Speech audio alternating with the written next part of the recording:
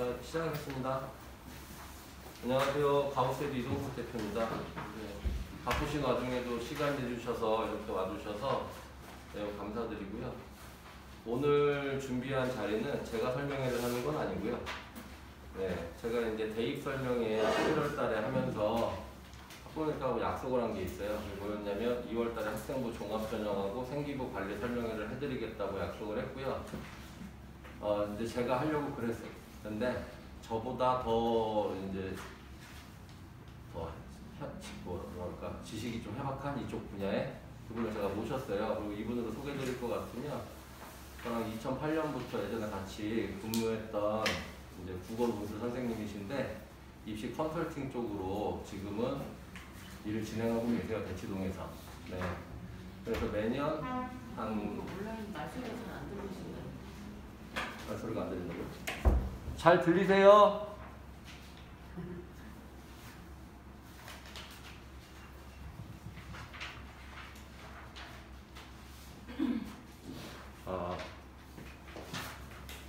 빼야 돼. 연결이 안 되는데. 들리세요? 이걸 빼면 좀 울리실 텐데.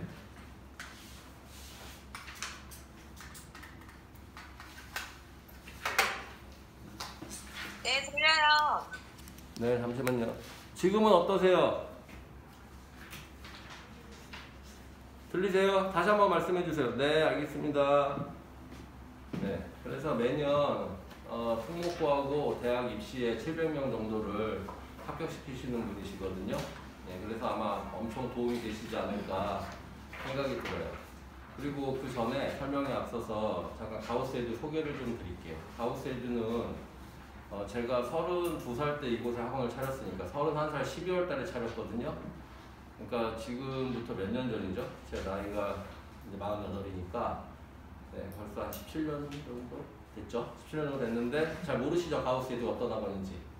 그런데 페르마라고 그러면 아실 것 같아요, 많이. 네, 여기서 페르마를 처음 만든 사람이 저고요. 이제 중간에 페르마에서 고등부 브랜드 가우스에드를 만들었는데 제가 아이들이 페르마에서 고등부 가우스에드 오잖아요. 그랬더니 자꾸 학원 어디 다녀 그러면 페르마 그래가지고 가우스에드가 생각보다는 브랜드 인지도가 조금 약한 것 같아요. 근데 요즘은 많이 이제 좋아져서 그래도 열심히 한 결과 많이 좋아진 것 같습니다. 그래서 우리 학원은 강의만 중시하는 학원은 아니고요. 학생들의 이제 뭐라 그럴까요? 학생들 좀 세심한 부분까지 관리하거든요. 그리고 뭐 공부를 못하면 뭐 왜 못하는지 이런 것도 좀 분석해주고요. 실수를 많이 하면 실수를 극복하면 어떻게 해야 되는지 아이들하고 이렇게 1대1로 상담을 통해서 아이들이 정말 잘할 수 있도록 이렇게 준비를 하고 진행을 하고 있고요. 그리고 뭐 그런 일환으로 또 과제를 카톡으로 검사를 한다든가 과제를 카톡으로 검사를 하는 가장 큰 이유는 반에 아이들이 좀 많아요. 그러다 보면 오프라인에서 과제 검사를 하면 형식적으로 되잖아요. 그래서 카톡으로 아이들 과제 검사 다 진행하고 있고요. 수업을 유튜브에다가 올려놔요. 수업하는 영상을요. 그래서 아이들이 수업 시간에 졸았거나 그 다음에 놓친 부분 있잖아요. 그죠? 이런 부분들을 집에서도 스스로 또 학습할 수 있고요. 그리고 결석 시에 집에서 과제를 다 해서 와야 돼요. 그래서 수업 결석에 대한 보충은 진행하지 않습니다. 다만 아이가 이제 좀 부족하거나 이랬을 시에는 유튜브로 다시 공부를 할 수가 있겠죠? 다시 시킬 수 있잖아요. 근데 그럼에도 불구하고 아이가 너무 능력이 떨어진다 하면 선생님들이 보충을 해보고 개선이 안 된다 싶으면 학원에 개별 지도반이라고 있어요. 정원이 4명인, 그죠? 그래서 그 반으로 유도를 해서 아이가 스스로 학습할 수 있는 방법을 터득하게끔 해주고 있어요. 그리고 저는 아이들이 멍청하다고 절대 생각하진 않거든요. 수학을 못하는 가장 큰 이유는 지금 머리가 성장 자체가 그 학년에 미치지 못하는 거예요. 아이들마다 성장 속도가 다르잖아요. 저희 아이도 제가 수학 선생님에도 불구하고 수학학원 대표임에도 불구하고 저희 아이도 수학을 잘 못하더라고요. 실제로 중학교 2학년 때 시험 봤는데 첫 시험에서 막 40점 맞아갖고 오고 물론 공부를 많이 시키진 않았어요. 지가 이제 할 때 되면 하겠지. 근데 제가 보니까 어디 가서 조사를 해봤거든요. 아이에 대해서. 그랬더니 한 3년 느린다 그러더라고요. 네, 그래서 아직 성장하지 못한 거구나. 그렇게 하고 아이들한테도 너 못하냐 왜 이렇게 이런 소리 절대 안 하고요. 너가 지금 성장이 덜 됐네. 너한테 한 학년 전 거나 한 2학년, 9학년 전 거를 너한테 가르쳤으면 네가 정말 잘 이해할 텐데 그런데 어떡하지? 정말 안타깝다. 같은 날 수능을 봐야 되는 현실이 공부에게 이겨내야 되니까 이러이러한 노력들을 해보자라고 하면서 아이들이 할 수 있게끔 방법들을 많이 제시해주고 있습니다. 네, 그리고 학원에서 벌어지는 모든 일들에 대해서 학원에서만 하는 게 아니라 고등부는 주로 부모님하고 소통 잘 안 하잖아요. 대개 학원들이. 근데 우리 학원은 부모님하고 소통을 많이 해요. 그래서 학생들이 한 달 동안 배웠던 내용들, 뭐 과제라든가 테스트라든가 이런 것들을 학부모님들께 성적표로 카톡으로 보내드리고 그 카톡을 보내는 거에 그치지 않고 이 아이의 상태가 지금 현재 어떻고 저희와 무슨 상담을 해서 어떻게 개선시키겠다 이런 것들까지 세세하게 부모님들하고 소통을 하고 있습니다. 그래서 강의는 잘하는 건 기본이에요. 실제로. 그래서 강의만 잘하는 것이 아닌 전체적으로 학생들 관리, 그다음에 학생들의 세심한 부분까지도 컨트롤하는 그런 학원이라고 생각하시면 될 것 같습니다. 그리고 강의를 유튜브에 올려서 공개로 해놓거든요, 어머니. 들어가서 한번 들어보시면 많이 도움이 되지 않으실까 생각이 들어요. 한번 보시면 믿음이 가는데 확실히 강의를 그렇게 오픈한다는 건 애지간한 자신감이 있지 않으면 오픈 못하거든요. 실력적으로. 그죠? 근데 선생님들 강의력 하나만큼은 정말 뛰어나다라고 생각을 하시면 될 것 같고요. 저는 아이들한테 장난으로 이런 소리 되게 많이 해요. 저기 지금 제 제자 앉아있는데 고3 학생. 예, 제가 장난으로 야, 스타 강사 강의 좀 들어봐. 들어야 선생님이 잘하는지 알지. 이렇게 하면서 할 정도로 강의는 당연히 기본이고요. 예, 전국 최강이라고 자부하고요. 어찌됐든 그 외에 학생들이 스스로 할 수 있게끔 만들어주는 게 가장 중요한 거다라고 저는 생각이 좀 하고 있습니다. 그래서 이제 본격적으로 이제 학원 소개는 좀 마쳤고요. 그 다음에 오늘 말미에 이런 게 있어요, 어머니. 4시에 내신 분석 설명회가 있거든요. 이거는 고등학교 1학년 대상이세요. 그래서 그거를 원하시면 이제 학교별로 움직여서 할 거예요. 그래서 그런 초기에 좀 안내해 드리도록 할 거고요. 그 다음에 저희가 이제 비지원생 어머님들 많이 계시는데 설문지 조사를 해요. 카톡으로 설문지를 보내드릴 거예요. 그럼 링크 클릭하고 들어가시면 오늘 설명회는 만족스러우셨는지 이런 거에 대한 좀 조사를 좀 할 거거든요. 그래서 그런 거 좀 응해 주시고 만약에 비지원생 어머님들 중에 그거 클릭하시고 학원에 입학하시는 분들 안에서는 뭐 소정의 선물을 좀 준비를 하고 있습니다. 네, 그래서 그러면 오늘 이제 본격적으로 학생부 종합전형 그 다음에 생기부 관리를 어떻게 해야 되는 건지 그거에 대한 설명회를 한번 진행해 보도록 하겠습니다. 그래서 그 설명회는 대치동에서 현재 컨설팅을 실제로 하고 계시는 최재성 소장님이 이제 설명을 해드릴 건데요. 정말 많은 도움 되실 거예요. 그리고 제발 부탁드릴 건데 이 내용은 사실 부모님이 알아서 될 내용은 아니거든요. 이건 학생들이 실제로 들어야 되는 거거든요. 그래서 유튜브에 가우스에듀 홈페이지 가우스에듀 치고 들어오시면 거기 설명이 다 올라가 있어요. 그래서 학생들 꼭 들을 수 있도록 지도해 주시면 더 큰 도움 될 것 같습니다. 자, 그러면 소장님 모시고 설명 진행하도록 하겠습니다. 들어오시면 큰 박수 한번 주세요. 소장님, 큰 박수 한번 주세요. 안녕하세요. 안녕하세요. 네, 안녕하세요. 반갑습니다. 저는 최재성이라고 하고요. 이따 좀 설명드리겠습니다만은 오늘 보니까 대치동의 학생부 관리 이제 가우스에 대비해서 하자 광고지에 보니까 수시 100% 합격을 위한 입시 설명 이렇게 되어 있네요. 설명회를 듣는다 그래서 수시에 100% 합격하진 않겠죠. 수시에 100% 합격할 수 있는 기회에 출발하는 시간이 됐으면 좋겠습니다. 설명회, 그 포스터에 보니까 오타가 있어요. 양력 소개하면서 서울대 지역균형 지도생 24명 중 18명인데 14명이 되어 있네요. 농담이고요. 자, 오늘 제가 드릴 말씀은 입시에 대해서 혹시 1학년 학부모님 계신가요? 1학년? 2학년 올라가시는? 2학년 올라가세요? 그럼 이제 예비 고1, 네, 고3 골고루 계시네요. 일단 입시 전반에 대해서 쭉 말씀드리기에는 시간이 좀 모자라서 오늘은 물론 이제 이야기 하다 보면 다 나올 겁니다. 조금씩 나올 텐데 기본적으로는 수시 중에서 학생부 종합전형에 대해서 좀 말씀 자세하게 드릴 거고요. 학생부 종합전형에서 중요한 게 이제 내신 플러스 비교과 활동이잖아요. 학생부 관리를 어떻게 할 것인가에 대해서 말씀드리고 저희가 가지고 있는 프로그램에 대해서 설명하는 시간을 하겠습니다.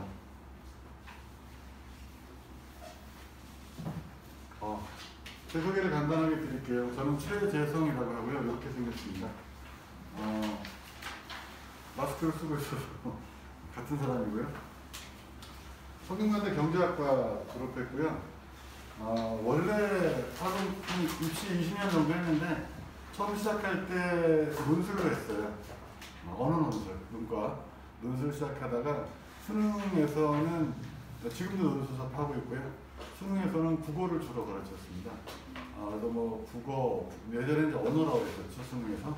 그리고 국어능력 인증 시험, 그 다음에 이제 법학 작성 시험 리트라 그러죠. 거기 보면 언어이기 언어스러운 논술이 또 들어가거든요. 법학 작성 시험 강의도 했었고요.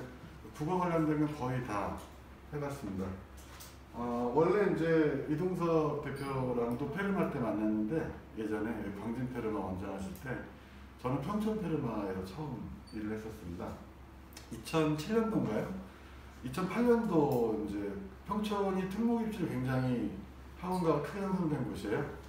근데 거기서 외고 입시에서 수학 지필고사가 없어진 거예요. 2008년 입시부터. 그러니까 이제 페르마가 수학학원인데 입시 실적을 올리기가 좀 곤란하잖아요. 수학을 가르치지만 그것 때문에 외고에 갔다 이렇게 이야기가 힘드니까. 그래서 저한테 특목 언어 수업을 해달라고 해서 그때 처음 이제 인연을 맺게 됐고, 그때 이제 같이 뵀었습니다. 그때부터. 그래서 뭐 고등학생, 재수생, 그 다음에 이제 특목고 준비하는 중산학생들 주로 많이 가르쳤고요. 그게 2년이 돼서 평촌에서 오랫동안 수업했었습니다. 그런데 이제 대학 입시는 입학사정관제 시작으로 해서 계속 입시가 바뀌어 왔었고, 그런데 이제 수시에서 자기소개서 면접, 학생부 관리가 이제 중요해지기 시작했고요. 특목 입시 같은 경우도 자기소개서 면접의 비중이 계속 올라가게 돼요. 제가 이제 맡고 있던 학생들이 요청을 하니까 가르치게 되잖아요. 자기소개서 지도하게 되고, 지도한 학생들이 좀 많이 붙으니까 그 다음에 더 오게 되고, 더 많으니까 점점 늘어나서 입시 관련된 일을 좀 많이 하게 되고, 하다 보니까 이제 뭐 입시 컨설팅도 하게 되고, 그렇게 여기까지 왔습니다. 그러니까 뭐 입시 쪽에서 보면 산전수전, 공중전에 게릴라전까지 거의 다 해봤다고 보시면 됩니다. 진로 관련돼서도 좀 일을 했었는데요. 2014년부터죠. 혹시 그 드림레터라고 아세요? 그 학교에서 집으로 보내는 가정통신문인데 진로 관련된 가정통신문이에요. 그 처음 시작할 때 제가 2013년부터 한 2년 동안 최종 윤문을 했었어요. 그때 진로에 관심이 많아서 한 5년 정도 했던 것 같아요. 진로 관련된 좀 고민도 했었고, 그리고 뭐 기타 여러 가지 뭐 서울대 지역균형, 일반전형 지도도 많이 했었고요. 입시 관련된 일들을 굉장히 이것저것 했었습니다. 오늘 주로 이제 첫 번째로는 드릴 말씀은 2023년도 올해 이제 대입 주요 포인트, 다음에 입시 결과로 보는 수시, 학생부 종합전형에 대해서, 그 다음에 학생부 디자인 플랜, 저희 가지고 있는 프로그램에 대해서 소개하는 시간을 말씀드리겠고, 제 얘기가 좀 끝나면은 자유롭게 들으시다가 뭐 어떤 내용도 상관없습니다. 질문 주시면 제가 아는 범위 내에서 최대한 성실하게 답변해 드리겠습니다. 지금 첫 번째가 이제 대입의 주요 포인트인데, 대입에서 지금 현재 예비 고3 있죠. 예비 고3이랑 예비 고3은 작년도 대입, 2022년도 대입이랑 같이 좀 비슷한 점들이 많고요. 지금 고2랑 고1이 좀 비슷한 형태로 가는 추세예요. 올해 대입의 가장 큰 특징은 여기 적어놓지는 않았는데 작년 대입과 별 차이 없답니다. 작년의 기조가 올해까지 계속 그대로 간다라고 생각하시면 되고요. 작년의 변화가 가장 크겠죠. 작년 입시에서 2022학년도 입시에서 가장 큰 이슈는 뭐였을까요? 가장 큰 일.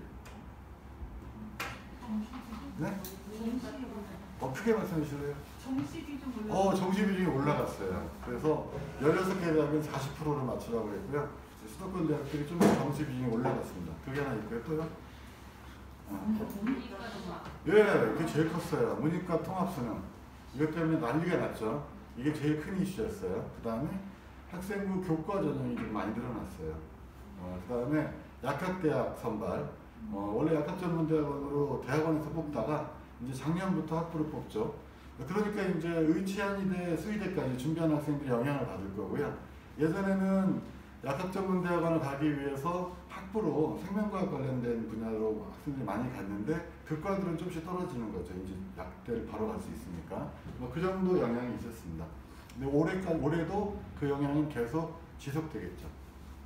제일 큰 게 뒤에 나오겠습니다만 통합형 수능이었어요. 가장 큰 문제였죠. 자, 올해 곧 좀 이따 다시 말씀드리고요. 올해 대회에서 좀 변화가 있다고 한다면 먼저는 모집 인원이 2,571명 증가해요.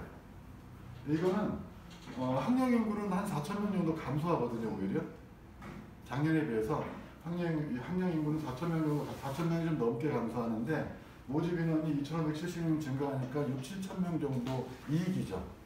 그래서 올해 고3이 굳이 얘기한다면 작년 고3에 비해서는 대학 가는 건 조금 쉬워졌다라고 얘기할 수 있습니다. 이게 모집 인원이 늘어난 건 2년 전에 이만큼 인원을 못 뽑았어요. 그래서 모집 인원 연동제라 그래서 그때 못 뽑은 인원을 2년 후에 뽑도록 돼 있으니까 이건 올해만 있는 일이에요. 자, 그 다음에 학생부 교과 종합 모집 인원이 소폭 상승했는데 이것도 모집 인원 증가와 관련이 있습니다. 자, 아까 나왔던 통합형 수능의 영향이 지속됩니다. 주요 대학에서 자연계 수능 선택 과목으로 수학에서 무조건 기하 중에 이제 택일, 그 다음에 각한 영역을 선택하도록 되어 있습니다. 전형 유형별 모집 인원인데 이건 너무 복잡하니까 뒤에 간단하게 펴놓으시면 더 나을 것 같아요. 일단 먼저 자, 대학 입시에서 크게 대학 입시를 둘로 나누면 뭐로 나눌 수 있나요? 수시와 정시로 나눌 수 있겠죠. 자, 정시는 수능 점수로 가는 거죠. 학생부를 보는 학교도 있고 하지만 기본적으로는 수능 점수대로 계산해서 가는 거예요. 자, 수시는 몇 개는 한 4개 정도 나눌 수 있어요.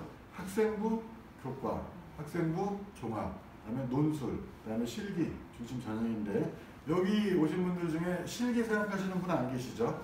실기는 빼겠습니다. 3개가 남죠. 학생부 교과, 학생부 종합, 학생부 논술 있는데 논술은 간단하게 언급할게요. 지금부터 논술 준비하는 학생들이 크게 없을 테니까 고3은 좀 다를 수 있겠습니다만 자, 우리가 특히 이제 고3이 되면 설명회도 많이 듣고 자료를 많이 보잖아요.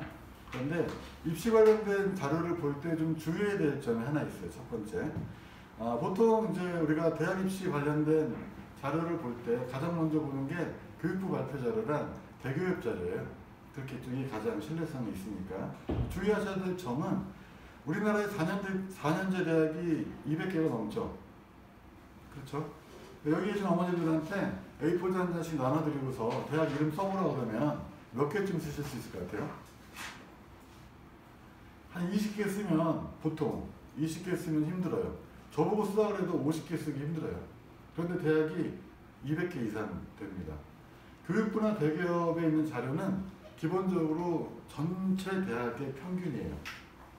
우리랑 상관이 있어요, 없어요? 아무 상관없어요. 전혀 상관이 없습니다. 어느 전형이 늘었다 줄었다 이런 거 별 의미가 없어요. 중요한 건 내가 가고자 하는 대학, 우리 아이가 가고자 하는 대학의 지금 모집 요강이나 선발 인원이 어떻게 되는가, 현황이 어떻게 되는가가 제일 중요한 문제죠. 그래서 기본적으로 전체 평균은 큰 의미가 없다라는 것이고요. 여기 보시면 전형별 선발 비율도 마찬가지입니다. 앞에 자료 다시 한번 돌아가 볼까요? 자, 2022학년도랑 2023학년도 비교인데요. 먼저 가지고 계신 자료가 거의 비슷합니다. 이 자료랑 같이 보시면서 보셔도 돼요. 자, 수도권, 비수도권이 있는데 극명하게 차이가 나죠? 차이를 놓고 보면 자, 학생부 교과가 뒤로 아예 크게 보죠. 뭐. 자, 파란색이 전국 평균이고요. 노란색이 수도권이고요. 빨간색이 그 안에 서울의 주요 15개 대학이에요. 이해되시죠? 자, 그러면 모양이 제각각이죠? 전국 평균으로 보면 가장 많은 비중으로 뽑는 전형이 뭡니까? 학생부 교과예요. 절반 정도가 학생부 교과예요. 자, 수능으로 얼마 뽑아요? 전국적으로? 올해입니다, 올해. 17.1%밖에 안 돼요. 수도권으로 와보니까, 자, 전국적으로 종합은 21%고요. 논술 2.3%. 얼마 안 되죠. 자, 그런데 이건 별로 머릿속에서 크게 기억하실 필요가 없는 거죠. 수도권 대학으로 보면 교과가 21% 확중입니다. 종합이 29.4%, 논술이 6.9%, 수능이 32.8%, 40% 안 되죠. 상위 15개 대학은 수능이 42.29%예요. 40% 넘죠.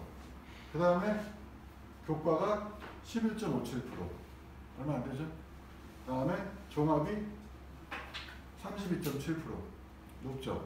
논술이 8.45% 이렇게 됩니다. 자, 그러면 결과적으로 자, 전형의 대입 전형에서 고3 학생들 이제 3월 달에 개학을 하면 한 반에서 이러저러한 학생들이 많이 있어요. 나는 수시 신경 안 쓰고 정시로 다 갈 거야. 이런 학생들 분명히 있어요. 나는 거기 마음 안 뺏기고 모의고사 공부 열심히 해가지고 정시로 대학 갈 거야. 이런 학생들이 있어요. 실제로 그 학생들 중에 정말 그렇게 하는 학생들은 거의 없어요. 9월 달에 원서 쓸 때 뭐라도 쓰는 학생들이 대부분이에요. 뭐라도 써요. 자, 그래서 학종이랑 특히 학종이랑 논술 같은 경우에 허수가 많아요. 특히 논술에서. 자, 수시에서 나는 학종으로만 갈 거야. 나는 교과로만 갈 거야. 나는 논술로만 갈 거야도 그렇게 많지 않아요. 보통 일반적으로는 한 2개 정도. 대부분 2개 많이 선택하죠. 2개나 3개 전형을 넣게 돼요. 논술을 열심히 준비하는 학생들도 6논술로 가는 건 좀 부담스러워요. 그래서 논술 한 4개 쓰고 학종 중 2개 쓴다든지 그 정도로 합니다. 제가 오늘 드린 말씀 중에서는 학종이 기본이니까 학종 중시로 말씀드려야 되니까, 자, 학종은 전국 평균으로 보면 21.9%지만 수도권에서는 30% 가까이 되고요.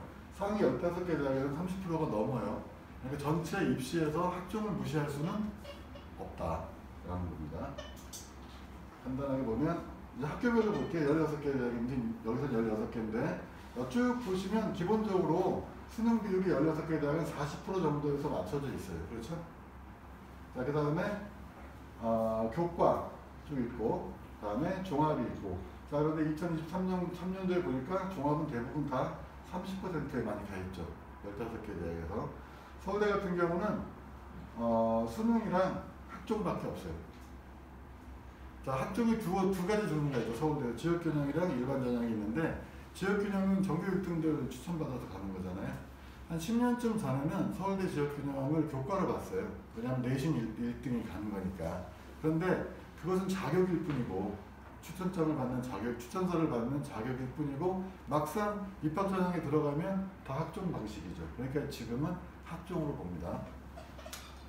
자, 빨리빨리 넘어가겠습니다. 여기까지고요. 아까 통합형 수능 영향 아까 있었잖아요. 그겁니다. 자, 국어는 화법과 작문, 언어와 매체로 나눠지고, 수학은 확통, 미적분, 기하로 나눠지는데, 대부분 자, 국어에서 좀 상위권이다 하는 학생들이 언어와 매체 많이 선택하고요. 자신 없는 학생들이 화법과 작문 많이 선택합니다. 작년에 표준 점수는 한 2점 정도 차이 났어요. 자, 화작이 70%, 언매가 30%고, 근데 사실 이제 국어에서는 큰 차이가 안 나타나는데 두드러진 게 수학이었죠. 보통 학통을 문과 학생들이 선택하고요. 이과 학생들이 미적분과 기하를 선택합니다. 요 정도 비율로 돼 있어요. 작년 6월 모의고사 때부터 문제가 됐어요. 이게 6월 모의고사를 딱 갔는데 정확한 건 아니었는데 그 당시 이제 추정치로 계산을 해보니까 거의 1등급에서 수학 1등급에서 앞에서 보시면 여기 학생들은 수학에서 미적분도 선택할 수 있고 기하도 선택할 수 있고 확률과 통계도 선택할 수 있는데 성적표는 수학으로 나와요. 그렇죠? 학생이 화법과 작문을 선택할 수도 있고 언어와 매체를 선택할 수도 있는데 성적표에는 국어로 나오죠. 자, 그런데 어떤 선택 과목, 그 선택 과목 이전에 공통 과목이 더 있어요. 자, 어떤 선택 과목을 선택했는지에 따라서 1등급 비율이 달랐다는 거죠. 6월 모의고사를 봤는데 미적분과 기하를 선택한 학생들이 95% 정도 나왔어요. 1등급이. 그러니까 이과 학생들이 수학 1등급을 독점한 거죠. 그래서 많은 사람들이 6월 모의고사 이후에도 입시 전문가들이 예측을 했는데 올해 이제 교차 지원이 많을 것이다. 이과 상위권들이 문과를 많이 올 것이다 예측을 했어요. 저도 했습니다. 유튜브도 찍고 막 그랬거든요. 많이 틀렸어요. 저도 틀렸어요. 저는 어떻게 생각을 했냐면요. 교차 지원을 할 것이고 이렇게 1, 2, 3등급에서 이과 상위권 학생들이 많이 오겠지만 영향이 지금 생각하는 것 그렇게 크지는 않을 거라고 했었어요. 건방지게도. 좀 틀렸죠. 왜 그렇게 생각했냐면 학생들은 문이과 통합으로 시험을 보지만 등급이 나오지만 대학은 아직까지 문이과의 벽이 있기 때문에 문이과가 갈라져 있기 때문에 그렇게 함부로 넘어오지는 못할 것이다 이렇게 얘기했어요. 그러니까 이과 공부하던 학생이 영문과 또는 뭐 중문학과를 선택하는 건 쉽지 않지 않겠나. 심리학과나 철학과를 가는 건 좀 안 맞지 않을까 이렇게 생각했어요. 그렇게 뽑으니까. 그런데 막상 정시를 보고 수능을 보고 정시를 봤더니 함부로 넘어오더라고요. 마구 넘어왔어요. 그러니까 이제 예측이 다 틀렸죠. 자, 작년도 수능 이것도 추정치예요. 정확하진 않은데 거의 비슷할 겁니다. 자, 비율에서 보니까 1등급에서 이과 학생들이 미적분 기하 선택한 학생들이 94.4%가 나오고요.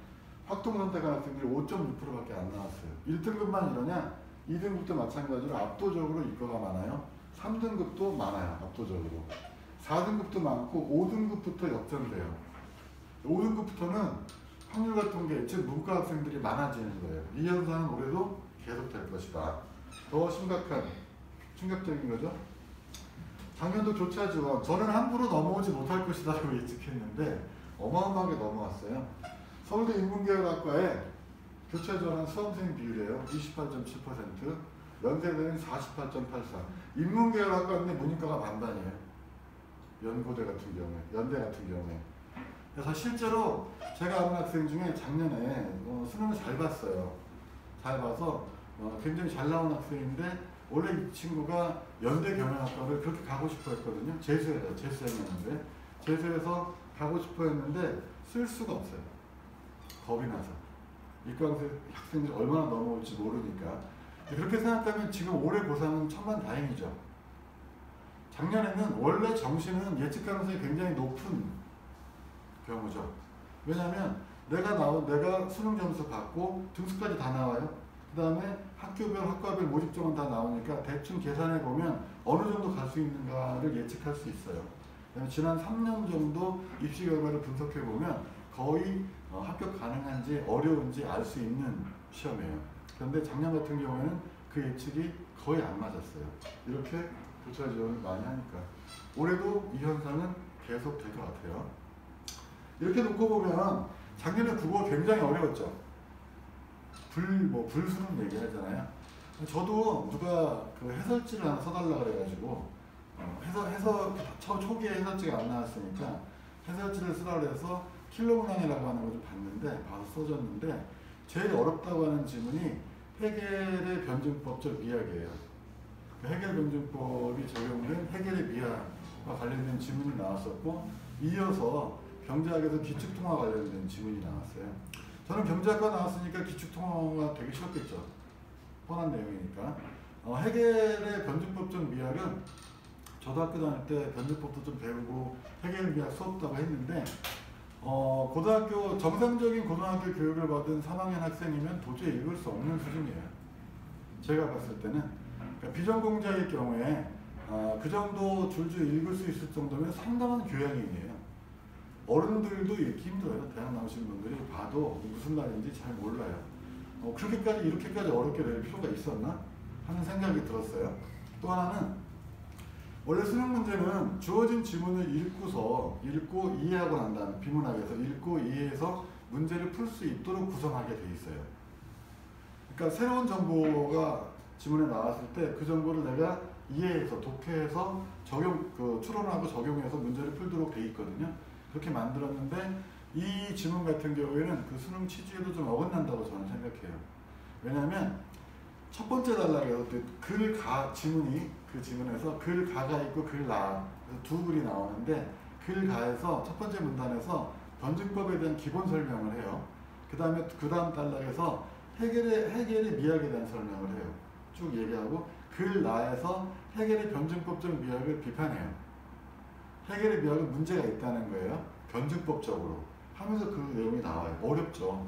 그런데 제가 이제 문제가 있다고 생각하는 건 첫 번째 문단에서 해겔이 아닌 변증법 기본에 대한 기초적인 내용을 설명하는데 굉장히 중요한 내용을 빼버려요. 내용이 빠져 있어요.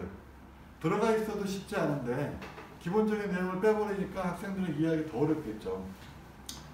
왜 그렇게 어렵게 냈을까요? 이건 순전히 제 추측인데요. 뭐 물어본 적도 없고 아는 사람도 없으니까 추측인데 6월 모의고사 이후에 아까 수학에서 이과 편중이 심하게 나타났잖아요. 그럼 뭔가 이게 더 심화될 테니까 문과 학생들한테도 좀 유리한 지형을 만들어줘야 되잖아요. 영어를 건드리기는 어렵고 그러니까 그걸 어렵게 내는 수밖에 없겠죠. 사실 그렇게 한다고 해도 국어 상위권 중에 아직 통계는 안 나왔어요. 국어 1등급의 문이과 비율이 어떻게 나타나는지는 아직 잘 모르겠어요. 확인하기가 어려운데 선택 과목별이니까. 그런데 추측인데 어쨌든 국어도 이과 학생들이 더 잘하는 경우가 많은데 어쨌거나 출제하는 측에서는 국어를 쉽게 낼 수는 없는 거죠. 어렵게 내줘야 그나마 국어에 유리한 문과 학생들한테 좀 도움이 될 테니까. 올해는 국어가 어떻게 나올까요? 여전히 어렵게 나왔겠죠. 계속 어려울 거예요. 문학에서 어렵든지 비문학에서 어렵든지. 난이도를 어렵게 만드는데 수어라는 게 비문학이니까 비문학이 어려울 가능성이 높겠죠. 자, 하여튼 이런 일들이 벌어졌고요. 자, 입시 결과를 보는 수시입니다. 서울대랑 고려대랑 한양대 케이스로 학생부 교과랑 종합이랑 잠깐 좀 차이를 비교해 볼게요. 요 전에 전형에 대해서 간단하게 좀 말씀드릴게요. 일반적인 내용을. 아까 크게 보면 수시랑 정시랑 나눠지잖아요. 그렇죠? 자, 제가 고3 학생이 한 명 찾아왔어요. 그래서 입시 상담을 해요. 컨설팅을 한다고 하면 그 학생한테 제일 먼저 물어보는 게 뭘까요? 자, 먼저 학생한테 제가 학생부 가져오라고 그러고요. 최근 모의고사 3개 정도 가져오라고 그래요. 성적표. 모의고사 성적표. 학생부 안에 내신도 들어있죠. 그래서 내신, 모의고사 성적, 그 다음에 학생부 비교과 활동까지 다 가지고 상담을 시작하는데 제일 먼저 물어보는 건 같이 얘기 보는 건 뭘까요? 네? 내신 성적이요? 아니에요. 아니면 뭘까요? 희망대학. 물어보죠. 네. 제일 먼저 확인해야 되는 거. 점수가 나와야 희망대학이라는 걸 맞춰보죠. 모의고사 점수예요. 가장 먼저 보는 거 내신이 아니라 모의고사 점수를 먼저 봐요. 학종을 상담하러 오건 교과를 고민하고 오건 아니면 뭐 수능을 준비하고 논술을 보겠다는 학생이건 어쨌든 어떤 학생들이 어떤 학생이건 입시 관련된 상담을 하러 오면 모의고사 점수부터 물어봐요. 왜 그럴까요? 여러 가지 이유가 있죠. 수시에는 최저가 있는 전형이 많아요. 그 수능을 봐야 되는 거니까. 그렇죠? 근데 그거 아니라도 먼저 봐야 되는 게 있어요. 자, 정시로 갈 수 있는 대학을 수시에 지원하는 경우는 일반적으로 별로 없어요. 왜냐하면 수시에 합격하면 정시에 지원할 수가 없잖아요. 저는 내가 정시로 갈 수 있는데 수시로 왜 써요? 하물며 그보다 낮은 대학을 쓰진 않겠죠. 그렇죠? 그런 일도 있었어요. 옛날에 제가 평촌에 있을 때 안양외고 학생들 팀으로 모아가지고 논술을 가르쳤는데 그 중에 어떤 학생이 연대 경영학과를 논술을 썼어요. 그래서 이 친구는 연대 경영학과를 그렇게 많이 가고 싶어 했거든요. 논술을 하고 난 다음에 매일 집에 기독교 집안이라서 매일 집에 가서 기도를 했어요. 연대 경영학과에 붙게 해주세요. 했는데 나중에 수능을 봤어요. 연대는 수능 전에 시험 보니까 논술 시험을 보니까 수능을 봤는데 이 친구가 안양외고 1등을 한 거예요. 한 번도 안 해봤던 마지막에 대박을 친 거예요. 만점은 아니었지만 거의 만점 가까이 몇 개 안 틀리고 그 해에 안양외고에서 수능을 제일 잘 본 거예요. 이제 기도 제목이 바뀌죠. 뭐라고 기도해야 돼요? 제발 떨어지게 해주세요. 연대 경영학과 떨어지게 해주세요 기도하는 애는 제가 처음 봤어요. 그래서 열심히 기도했어요. 떨어졌을까요? 붙었을까요?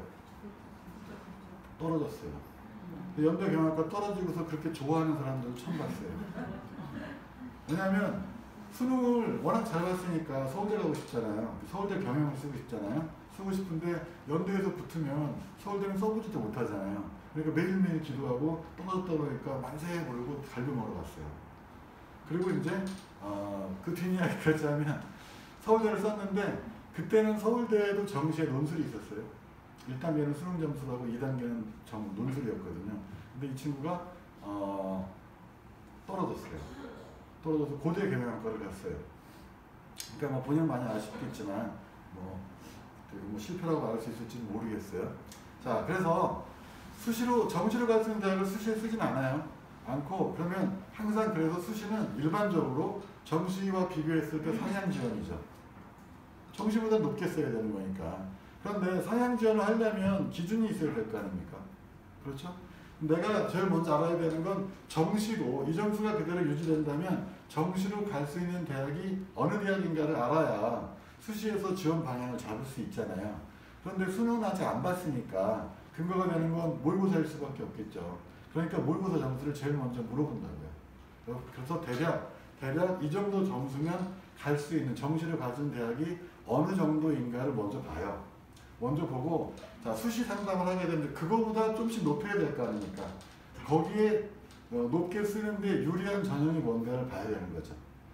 자 교과 전형 먼저 보면요. 교과는 내신으로 가는 거잖아요. 그렇죠?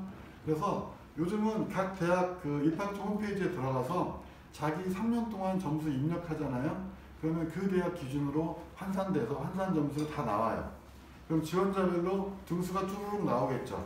입학정원 정해져 있으니까 거기서 끊고 나머지 예비 주면 끝나는 거예요. 간단하죠. 숫자로 결정되는 거니까. 그래서 내신이 높은 학생들이 뽑히는 거죠. 이게 교과예요. 자 그런데 학교 간 차이가 있죠.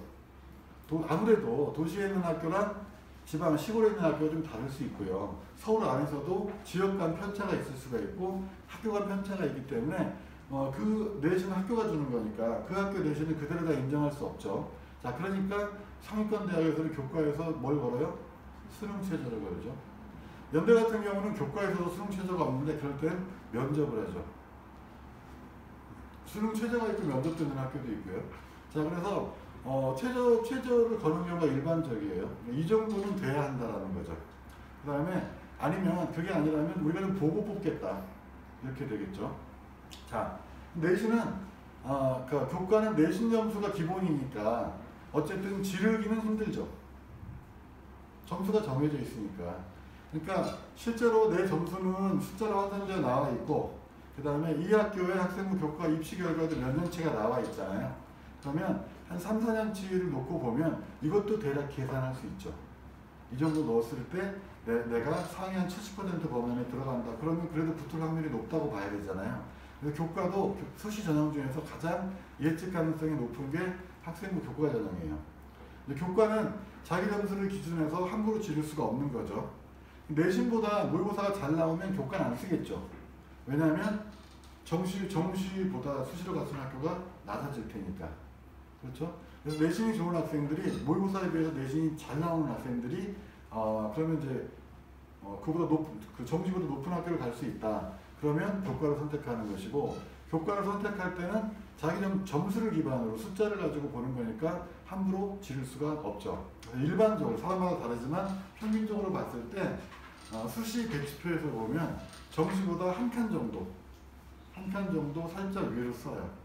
그래서 교과 학종 논술 중에 보통 일반적으로는 교과로 지원한 학교가 제일 낮아요. 정시보다는 높지만. 그 다음에 학종이죠. 학종은 교과도 보고 내신도 보고 그다음에 비교과 활동도 보는 거죠. 그렇죠? 자 그러니까 내신 성적만 숫자로만은 측정할 수 없는 학생이 가지는 잠재력이라든가 전공적합성이라든가 발전 가능성이라든가 이런 인성까지 포함해서 종합적으로 판단하는 거예요. 그러니까 숫자보다는 좀 더 자신 있으면 다른 내용들이 나의 우수성을 증명할 수 있는 내용이 있다면 좀 더 높게 쓸 수 있는 거죠.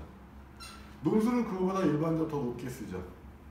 논술로 쓰는 학교가 제일 높고 그 다음에 학종이고 그 다음에 교과인 경우가 일반적이에요. 자, 입시 결과 봅시다. 자, 먼저 고려대학교의 경우에요. 질문이 하나 있네요.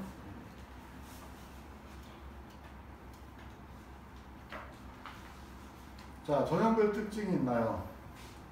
자, 고대에서 학교 추천이에요. 학교장 추천이에요. 4% 정도, 4% 학교 전체 정원의 4%가 학교장 추천을 받아요. 고려대학교에서. 아까 말씀드렸듯이 서울대 지역균형은 학종으로 치는 거죠. 교과로 보지 않으니까 실질적으로 지금까지 재작년까지 학생부 교과 전형에서 가장 높은 학교는 고려대학교였어요. 작년에 아까 그 말씀에서 빼먹었는데 그 고려대학교가 학생부 교과가 가장 높은 학교였고요. 그 다음이 한양대였어요. 그런데 작년에 아까 학생부 교과 전형이 좀 늘어났다고 말씀드렸잖아요. 늘어났는데 그 중에서 특징적이었던 게 연세대, 그 다음에 성대, 서강대가 교과 전형이 신설됐어요. 작년부터. 자, 그러니까 고대랑 한양대 사이에 연대, 성대, 서강대가 들어온 거죠. 자, 어쨌든 고대 같은 경우에 학교장 추천이 있고 교과 전형으로, 종합 전형으로 두 가지가 있어요. 일반 전형에서 이게 학종이죠. 학업우 수형이랑 계열 적합형이 있어요. 약간의 어떤 차이가 있는지 잠깐 보겠습니다. 학교 추천은 일반고를 위한 전형이죠. 내신이니까 내신 점수로 가는 거예요. 자, 전교 1등은 어느 학교 추천자 받았죠? 서울대학교 지역균형 받았어요. 자, 전교 1등한테 서울대학교 지역균형 학교장 추천서 주고 고대도 주는 학교들은 별로 없어요. 나눠 가지죠. 그렇죠? 1등 어느 학생한테 서울대 지역균형 추천해줬으면 보통 고대에는 추천 안 해줘요. 자, 그런데 일단 그 다음 그럼 2등부터 한 3, 4등 되겠죠. 자, 지원자도 일반고가 압도적이고요. 합격자도 일반고가 압도적이에요. 그렇죠? 자, 그래서 일반고를 위한 전형입니다. 근데 합격자 중에 자사고가 2.9%, 특목고가 1.1%인데 이건 뭔지 저도 잘 모르겠어요. 추측해 본다면 특목고가 자사고지만 이 중에서 조금 떨어지는 학교가 아닐까 조심스럽게. 자, 내신이 100%고요. 학년별로 20%, 40% 반영합니다. 자, 9등급제 과목 성적만 들어가니까 숫자로 표현되는 거죠. 자, 근데 여기 뭐가 있을까요? 교과 전형에는 수능 최저가 당연히 들어가겠죠.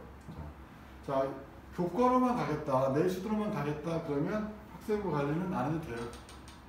점수로만 가는 거니까. 그래서 수능에서 최저 맞추고 그 다음에 내신 잘 나오면 가면 되는 겁니다. 자, 일반고 출신이고요. 예측 가능성이 높습니다.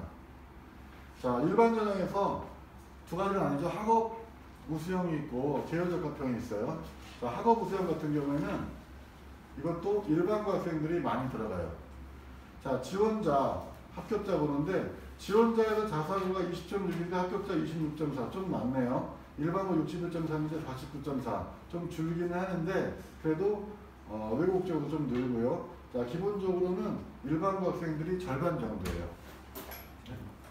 이거가 안 들린다 그래서. 그러세요? 들리세요? 들리세요? 안 들리네요. 꺼졌어요. 마이크가 문제인가요? 네, 뺄게. 하시면 돼요. 잠시 쉬었다 가네요. 네, 그냥 하겠습니다. 자, 좀 쉬었다 하시죠 그러면. 그럴까요? 좀 쉬시는 게 낫지 않으세요? 1시간 정도 더 하셔야 되는데. 네, 한 5분만 쉬었다 진행하겠습니다. 네. 네.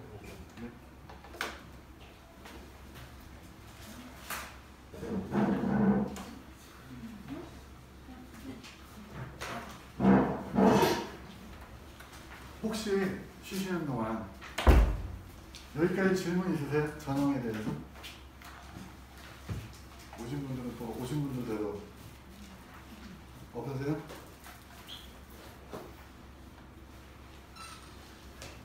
빨리빨리 해야 되겠네요.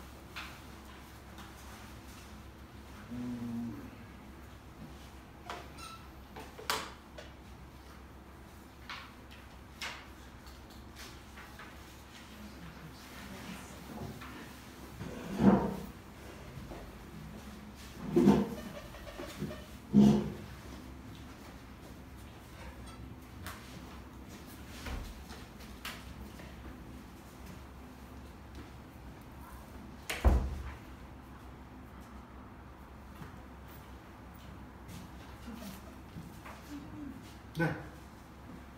입시 컨설팅은 보통 1학년 1학기 때 가는 게 좋은 건가요? 몇 학년이에요? 예비고 1이. 예비고 1이요? 고등학교 1학년 이제 들어가는 부모님들한테 꼭 드리고 싶은 말씀인데, 제가 상담하면서 컨설팅하면서 하는데, 학교 교권이 변하면요. 그래서 유치원 다니다가 초등학교 입학했을 때, 초등학교 졸업하고 중학교 입학했을 때, 고등학교 입학했을 때, 대학교 입학했을 때 학생들이 가지는 문화적인 충격이 있어요. 그 다음에 변하잖아요. 특히 이제 학습에 대해서는 부담이 갑자기 급증해요. 다 같이 겪는 일이니까 크게 느껴지진 않는데 어쨌든 그게 스트레스가 상당히 있는 거거든요. 적응하는 시간이 필요해요. 줄여서 말씀드리면 중3 지나고 고등학교 1학년이 되면 분위기가 공부하자는 분위기가 좀 있잖아요. 입학하게 되면. 그러니까 처음에 좋다가 나중에 달라진 학교도 있고. 그런데 고등학교 입학했을 때 1학년 1학기는 자리싸움하는 시간이죠. 내가 몇 등 했는가. 예전에 자유학기제 없었을 때는요, 중학교 1학년 딱 들어가가지고 1학년 부모님들이나 학생들이 깜짝깜짝 놀라고 그랬어요. 우리가 똑똑한 줄 알았는데 점수가 나오잖아요. 이런 줄을. 근데 그 비슷한 현상이 고등학교 1학년 때 또 많이 나타나요. 왜냐하면 중학교 때 내신평가랑 고등학교 내신평가가 좀 다르죠. 고등학교가 좀 더 엄격하거든요. 이게 좀 냉정하다고 얘기해야 되죠. 냉정한 평가를 받게 되면 이런가? 라는 생각이 드는 경우가 많아요. 많은 사람들이 예를 들어서 잘 나오면 그냥 그대로 하면 되는 거고요. 그런데 성적에서 내가 기대했던 것보다 많이 떨어져요. 학생이나 부모님이나. 어떤 생각을 하냐면 대부분 사람들은 내가 좀 덜 열심히 했구나. 더 열심히 해야지. 이런 생각 많이 해요. 학생도 그렇고 부모님도 더 열심히 해라 라고 얘기해요. 그리고 2학기 지나는데 큰 변화가 없어요. 1년이 그냥 지나가는 거죠. 2학년이 됐는데 또 똑같은 생각을 해요. 더 열심히 해야지. 더 열심히 해요. 그런데 큰 변화는 없어요. 제가 상담이나 컨설팅이 필요한 이유는 한 학기가 지났든 1년이 지났든 결과가 있으면 그 결과를 분석하고 원인을 봐야 되잖아요. 내가 원하지 않는 또는 내 기대에 미치지 않는 결과가 나왔다. 원인 분석을 해야 되잖아요. 왜 이런 일이 벌어졌을까? 그리고 대책을 마련해야 되잖아요. 대처 방안을 만들어야 되잖아요. 이렇게 해봐야 되겠다. 왜냐하면 원인이 없는 결과는 없기 때문에 그럼 그 원인이 내가 열심히 하지 않은 것인가? 열심히 하지 않았기 때문에 더 열심히 하면 해결되나? 좀 약간 단순하죠. 그렇지 않다는 거예요, 되게. 그래서 안타까운 경우가 고2 끝나고 고3 돼가지고 오는 학생들, 그런 학생들 중에 좀 아쉬운 학생들이 많아요. 1학년 때 왔으면 좀 좋았을 텐데 1학년 1학기 마치고 와서 상담을 했으면 도움이 좀 크게 됐을 텐데 하는 학생들이 많아요. 그래서 1학년, 특히 1학년 이제 예비고1 입학하시는 분들은 1학년 1학기가 지나잖아요. 또는 중간고사 보고서 이거 좀 약간 이상한데 그러면 고민을 좀 해보셔야 돼요. 어떻게 대책을 세워야 될 것인지. 과목별로 필요하죠. 영역별로 필요하고요. 그래서 1학년 때 지나가고 좀 더 열심히 해야지 하는 식으로 해서는 그 과정이 지속될 가능성이 높아요. 왜냐하면 제가 알기에는 다수의 학생들은 더 열심히 하거든요. 성적을 올리기 위해서. 그런데 되게 열심히 하지 않아서라기보다는 아까 이따도 말씀드릴 텐데 열심히 하지 않은 결과이기보다는 방식이 잘못됐을 가능성이 높죠. 이게 지금 목소리가 나가는지 안 나가는지 모르겠네요. 그냥 말씀드릴게요. 저도 이게 끊기면 좀 곤란하니까 말씀 나왔으니까. 공부나 운동이랑 비슷한 것 같아요. 자, 운동선수가 운동을 처음 시작할 때 제일 중요한 게 뭡니까? 체력이죠. 체력이 있어야 돼요. 공부로 치면 기본기겠죠. 자, 체력이 중요해요. 체력이 중요한데 체력이 어느 정도 갖춰지면 그 다음에 기술로 들어가야 되는 거잖아요. 기술에서 제일 중요한 건 뭐죠? 경험이요? 이제 처음 시작하는데요. 폼이에요, 폼. 운동은 다 폼으로 하는 거잖아요. 탁구부 들어가면요, 이것만 계속 연습해요. 수면 시간. 수만 번씩 해요. 하루에 수천 번씩 하고. 자, 야구로 보면 투수는 투구 폼이 있고요. 타자는 타격 폼이 있고 수영 선수는 수영하는 폼이 있어요. 마음대로 하면 그건 개헤엄이죠. 그렇잖아요. 그러니까 폼이 좋아야 돼요. 폼이 정확해야 되고 폼에서 낭비가 없어야 돼요. 그런데 어떤 프로야구 투수가 나가서 경기만 하면 안타 맞고 홈런 맞아요. 자, 그럼 내가 좀 덜 열심히 했구나. 더 열심히 해야지. 같은 폼으로 더 열심히 하면 어떤 결과가 생겨요? 부상당해요. 심하면 더 이상 선수 생활을 못할 수도 있는 거죠. 어떤 말씀인지 이해가세요? 학생이 우리가 뭐 공부 습관, 공부 많이 얘기하는데 아주 더 근본적으로 들어가면 저는 공부는 습관이라고 생각해요. 그래서 자, 원래 자기 통제가 기반이 돼야 되잖아요. 앉아가지고 앉자마자 공부 집중하는 학생은 별로 없잖아요. 그렇죠? 공부를 해야지 결심하기까지 시간도 걸리는 거고요. 자리에 책표가 앉았어도 집중하기까지 시간이 걸리고 이 차이들이 많이 있는 거거든요. 아주 근본적으로 생각하면 생활 습관부터 들어가야 되는 거고 일단 그거 빼고 공부 습관으로만 봐도 어떤 방식으로 공부하느냐가 즉 학습에 어떤 태도로 접근하느냐가 굉장히 중요한 문제예요. 그런데 예를 들면 이게 제대로 안 잡힌 학생들이 있어요. 그러니까 예를 들어서 제가 이제 국어를 가르쳤다고 말씀드렸잖아요. 저한테 그렇게 질문하는 학생들이 있어요. 선생님, 이런 문제는 어떻게 풀어요? 이 질문에 대해서 어떻게 생각하세요? 내가 틀렸어요. 어떤 문제를. 틀렸는데 물어봐요. 이런 문제는 어떻게 풀어요? 수학 같은 경우 훨씬 더 많겠죠? 이런 문제는 어떻게 풀어요? 라고 얘기해요. 근데 저는 참 무의미한 질문이라고 생각해요. 그게 왜 그러냐면 자, 선생님이 누가 시험 문제를 낼 때 어떤 목적으로 내나요? 학생이 아는지 모르는지 확인하기 위해서 낸다고 볼 수 있죠. 그렇죠? 자, 알면 맞출 것이고 모르면 틀릴 거예요. 그렇지 않습니까? 자, 억울할 수도 있죠. 내가 요 실수에서 틀렸을 수도 있죠.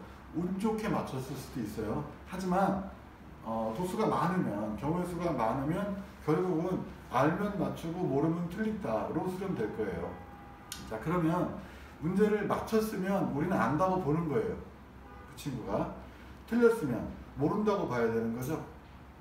자, 그러면 문제를 틀린 학생한테 왜 틀렸냐고 물으면 뭐라고 대답해야 돼요? 몰라서 틀린 거죠. 그렇죠. 그 다음에 어떤 노력을 해야 돼요? 알려고 노력해야 되는 거죠. 그런데 많은 학생들이 알려는 노력을 하지 않고 풀려고만 노력해요. 문제를 풀고는 싶어요. 맞추고는 싶고 성적을 올리고 싶은 욕심은 있어요. 자, 그런데 내가 몰라서 틀린 문제를 알려고 하진 않아요. 어떻게 하면 이걸 풀 수 있는지에만 관심이 있어요. 자, 그러니까 계속 풀이법, 해결 방식만 고민하는 거죠. 그리고 실제 지식은 내가 알고 있는 것은 그렇게 많이 늘지 않아요. 그러면 효율이 떨어지죠. 많은 학생들이 실제로 아는 과정에 대해서는 부담스러워해요. 귀찮아하고 하기 싫죠. 예를 들어서 고등학교 1학년 내신 수학 시험을 봐요. 그러면 중간고사를 보면 단원이 몇 개나 나오겠습니까? 한 2단원 나오겠죠. 내신이라고 하는 건 범위가 정해져 있어요.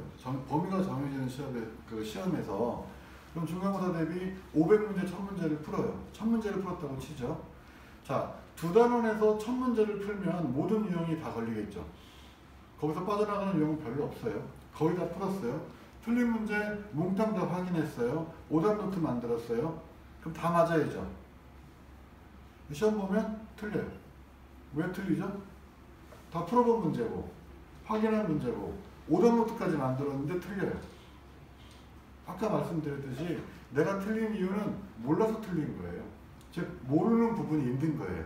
이론이 됐든 원리가 됐든 모르는 부분이 있는데 그 모르는 부분을 확실히 채우지 않고 풀이법만 익혀서 가니까 내 머릿속에 안 잡히는 거죠. 틀리는 거예요. 국어도 마찬가지고 영어도 마찬가지고 과학도 그렇고 수학도 그렇고 과목별로 기본적인 공부의 기본 방식들이 있는 거잖아요. 근데 이게 잘 안 갖춰져 있는, 즉 폼이 엉성하거나 아직 자기 폼을 가지고 있지 않은 학생들이 많거든요. 그러니까 성적을 올리겠다라고 했을 때는 저 진단부터 가야 되는 거죠. 그래서 좀 상담이 필요해요. 컨설팅도 필요하고. 그리고 보통 이제 입시 컨설팅이다 그러면 우리가 이 정도 성적이면 이 정도 갈 수 있겠네? 에서 끝나는 경우도 있고, 이 정도 성적이면 안 되니까 이 정도까지 올려야 되겠네? 이 정도 활동이면 부족하니까 이 정도 활동까지 만들어서 되면 되겠네 라는 게 많죠. 근데 사실은 그것도 답이 아니죠. 어떻게 하면 성적을 올릴 수 있을지, 어떻게 대응해야 할지, 어떻게 활동을 고민해서 만들어갈지에 대해서 같이 좀 고민해 주는 게 필요하겠죠. 그래서 일단 지금 예비 고1 부모님들은 1학기 중간고사 때 성적을 보시고 한번 고민해 보시고요. 다음에 1학기가 끝났을 때 지금 반년 정도 학교 생활을 한 거니까 반년 정도 학교 생활에 대해서 한번 쭉 점검을 좀 해보셔야 돼요. 그러고 난 다음에 그 이후에 계획을 잡는 게 좋겠죠. 단순하게 더 열심히 하면 나아지겠지, 더 열심히 해야지 정도는 끝나지 않는 경우가 많습니다. 일단 계속 진행할게요. 시간이 많이 지났으니까 좀 빨리 하겠습니다. 자, 아까 나왔던 학업부 수형은 내신으로 가는 거예요. 자, 계열적합형인데 계열적합형은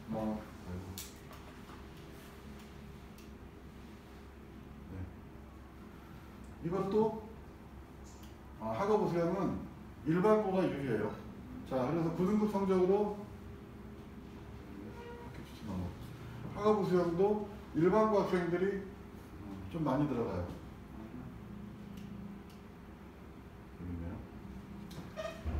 자, 종합전형인데 수능 최저가 들어가요. 4합7, 4합8. 이거 만만치 않아요. 이거 맞추는 게 쉽지 않습니다. 자, 그 다음에 1단계 서류백이고요. 2단계가 1단계 성적 70, 면접 30. 2단계까지 가면 면접이 결정한다고 볼 수 있어요. 왜냐면 1단계 통과자이기 때문에 이 1단계 통과자들 사이에 성적차가 크지 않고 면접이 30%이기 때문에 거의 면접에서 결정된다. 인문계 합격 평균 등급은 2.54고 자연계는 2.22등급인데 사실은 이거 성적으로만 뽑는 게 아니기 때문에 이거보다 낮은 학생들도 많이 있겠죠. 합격자들의 내신은 평균에 보니까 이 정도 나왔다. 이 정도 보시면 돼요. 자, 여기서는 학업능력 평가 기준이 높은 일반고를 위한 학생부 종합 전형이다. 보시면 되고요. 넘어가서 계열적합형은 이제 많이 달라지죠. 그래프가. 과거형 재고가 50.7%예요. 얘네들을 위한 전형인 거죠. 자, 그럼 과거형 재고가 들어가면 수능 최저가 있을까요? 없을까요? 없어야 되죠. 네, 없어야 돼요. 영재고에서 수능 공부 하지 않죠. 영재고 다니는 애들이 학교 커리큘럼 안에 수능 관련 내용이 전혀 없어요. 없으니까 얘들은 수능을 보지도 않고요. 자, 한성가고 세종가고에서도 수능 보고 싶은 애는 혼자 알아서 하면 돼요. 학교에서 뭐 배려해 주는 건 없어요. 자, 그러니까 얘네들은 아예 안 보고 간다고, 수능 안 본다고 생각하는 애들이 대다수예요. 그 다음에 그게 안 되는 애들은 요즘 과거들 고민 많아요. 특히 하위권 학생들, 6, 7, 8등급 되는 학생들이 옛날에는 학교 이름으로라도 어디를 갔는데 이제는 블라인드 평가가 있기 때문에 학교 이름만 가지고 갈 수 있는 학교가 없어요. 그렇죠? 한성가고 같은 경우는 2등급까지는 서울대 쓰고요. 4등급까지 카이스트 포스트 가거든요. 가는데 5등급은 그 다음에 디지스트, 유니스트 칠 수 있는데 6, 7, 8은 대책이 없어요. 어디 딱히 갈 데도 없고 받아들인 데도 별로 없고, 그러면 이제 이런 친구들은 정시 공부해야 되겠죠. 그런 고민들을 지금 하고 있어요. 자, 어쨌든 최저가 없고 서류백이고 1단계 성적 60%, 면접 40%로 2단계가 들어가고요. 인문계 합격 평균은 2.54, 자연계는 2.22등급인데 사실 이것도 큰 의미는 없어요. 자, 이건 특목고 학생들을 위한 전형이다. 자, 그러면 예를 들어서 고대뿐만 아니라 중대도 그렇고 성대도 그렇고 다 이렇게 일반고 학생들이 많은 전형과 특목고 학생들을 배려한 전형으로 많이 나눠져 있어요. 성대도 그렇고 서강대도 그렇고 중앙대도 그렇고. 그런데 사실은 뭐 굳이 보면 학업부 계열적합형 같은 경우에도 일반고 학생들이 없는 건 아니죠. 17% 있죠. 이때 이 일반고들은 일반고 중에서도 학생부 관리라든지 성과가 좀 높은 학교들 있어요. 그런 학교들 중심이라고 보시면 돼요. 자, 여기서 학생부 종합 전형도 어차피 내신이 중요한 건 아닌가요? 중요해요. 내신이. 중요한데 지속적으로, 예전에는 별로 안 중요했어요. 한 10년 전에는. 그런데 최근 들어서 시간이 갈수록 지속적으로 학생부 종합에서도 내신 반영 비율이 높아져 왔어요. 그래서 지금 많이 중요해졌어요. 중요하지 않다고 말할 수는 없어요. 당연히 내신이 낮은 학생보다는 높은 학생이 좋죠. 학업 능력에 대해서 평가받을 수 있으니까. 자, 이게 2년 전인가 연세대의 경우인데, 자, 1단계에서 인문계는 2.5배수를 뽑고요. 자연계는 4배수를 뽑았어요. 서류평가 100이에요. 올해까지 해당되죠. 자, 올해 고3까지는 자기소개서 들어가고요. 내년 지금 고2, 고1부터 자기소개서가 없어요. 자, 자기소개서 사라지면 면접의 비중이 훨씬 높아지겠죠. 자, 서류 100인데, 자, 서류는 학생부랑 자기소개서예요.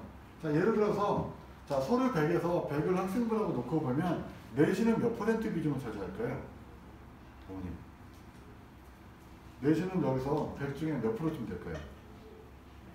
비중이 아주 높아졌다고 말씀드렸는데. 네? 50%요? 네? 90%요? 너무 센데요? 70%도 너무 세요. 60 아니에요. 네, 40%죠. 이렇게 보통 일반적으로 학생부 종합에서 내신은 전체 학생부의 40% 정도 비중으로 봐요. 아예 그 내신 비교과를 교과 비교과를 40대 60으로 적어서 모집 요강에 나오는 학교들도 있어요. 10년쯤 전에는 30%쯤 봤어요. 30% 정도. 그러면 지속적으로 올라온 거죠. 지금 학종에서는 40% 정도, 내신 40%, 그럼 비교과가 60%죠. 정도 비중으로 봅니다. 자, 그런데 그럼 내신 40%는 어떤 방식으로 평가할까요? 이따 얘기할게요. 자, 아까 여기서 간단하게 볼게요. 한양대의 경우, 자, 내신 지금 교과로 한양대 교과가 이거 2년 전 자료예요. 한양대 교과가 1점대 초반이죠. 초중반이죠. 아까 말씀드렸죠. 1번 학교가 고대였고 2번 학교가 교과에서 한양대였다. 한양대도 굉장히 높아요. 작년도 입결을 보면 이걸 좀 떨어졌겠죠. 그 중간에 연대랑 서강대가 들어갔으니까. 종합은 3점대 후반도 있고 가다가 4점대 중반도 있고 뭐 그러죠. 4점대 초반도 있고 많이 달라요. 자, 그래서 평균 내보니까 1.73 정도, 교과랑 종합이랑 정도 차이가 있고요. 많이 날 때는 3점 이상도 나고 적게 날 때는 0.14 정도. 학생부 교과랑 종합에서 내신 평균은 좁아지는 추세에 있어요. 예전엔 차이가 엄청 많이 났었는데 요즘 그렇게 많이 나지는 않는. 그러나 여전히 나기는 나죠. 자, 그 다음에 뭐 고려대학교 마찬가지고요. 다 1점도 초반인데 교과는 많이 나오죠. 4점도 나오고 이런 거 나와요. 아까 고대 경우를 말씀드렸는데 고대 학종 같은 경우에 작년 입시에서는 1단계에서 6배수를 뽑았어요. 학업 수정에서. 재작년에 5배수를 뽑았어요. 그런데 재작년에 고대가 5배수 뽑았을 때 충원율이 350, 60% 정도 나왔어요. 그러면 무슨 얘기죠? 1단계 5명 뽑죠. 5명은 2단계에서 5대1이 되는 거잖아요. 그 5명 중에 1명 입학하는 거잖아요. 그런데 충원율이 3.5다 치면 그럼 어떻게 추가로 3.5명이 더 합격증을 받는 거죠. 합치면 4.5명이 받는 거죠. 5명 중에. 그렇죠? 그래서 고대 학종에서 특히 이제 학업 수행에서 학종에서 재작년의 경우에 1단계를 통과한 학생 중에 최저를 맞추면 2단계까지 가면 2단계에 합격하면 2단계까지 가면 굉장히 합격 비율이 높아지는 거죠. 이해 가세요?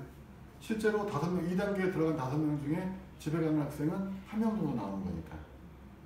그런 측면들이 있다는 거죠. 수능 최저가 중요하고요. 그 다음에 1단계 통과하려면 비교과도 훌륭해야 되겠죠. 실제로 제가 작년에 이제 상담했던 학생인데요. 자, 이 학생이 심리학과를 가고 싶대요. 일반고 학생인데 심리학과 가고 싶은데 어디 학교를 가고 싶냐고 하니까 고대 심리학과를 가고 싶대요. 자, 그런데 쓰기를 숙대 심리학과도 가고 싶대요. 쓸 수 있겠대요. 가고 싶다기보다. 저희 가고 싶은 학교는 고대 심리학과인데 이 학생이 숙대도 쓸 수 있어요. 자, 그러면 이 학생은 고대 수능 최저를 맞출 수 있어요. 그 정도 실력이 돼요. 이 학생이 수능 최저를 맞췄다고 했을 때 고대 가는 게 쉬울까요? 숙대 가는 게 쉬울까요? 고대 가는 게 더 쉬워요. 왜 그렇죠? 최저가 숙대 낮잖아요. 고대는 높고. 근데 고대를 맞출 수 있으니까 얘는 숙대를 쓸 필요가 없죠. 그렇잖아요. 고대를 갈 수 있는데 숙대를 왜 써요? 자, 숙대가 더 힘들어요. 고대를 붙고 숙대 떨어질 수 있어요.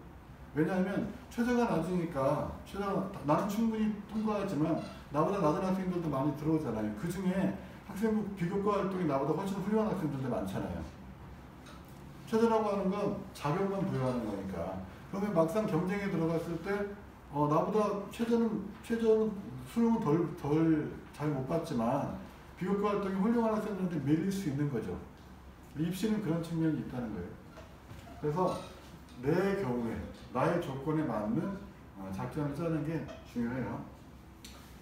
자, 서울대학교 경우를 보니까 일반 전형에서 최근에 이게 블라인드 거라고들 보는데 고교 유형을 봤어요. 합격자들 고교 유형을 보니까 블라인드를 실시하고 나니까 일반고보다 특목자사고 합격 비율이 더 높아지더라는 거죠.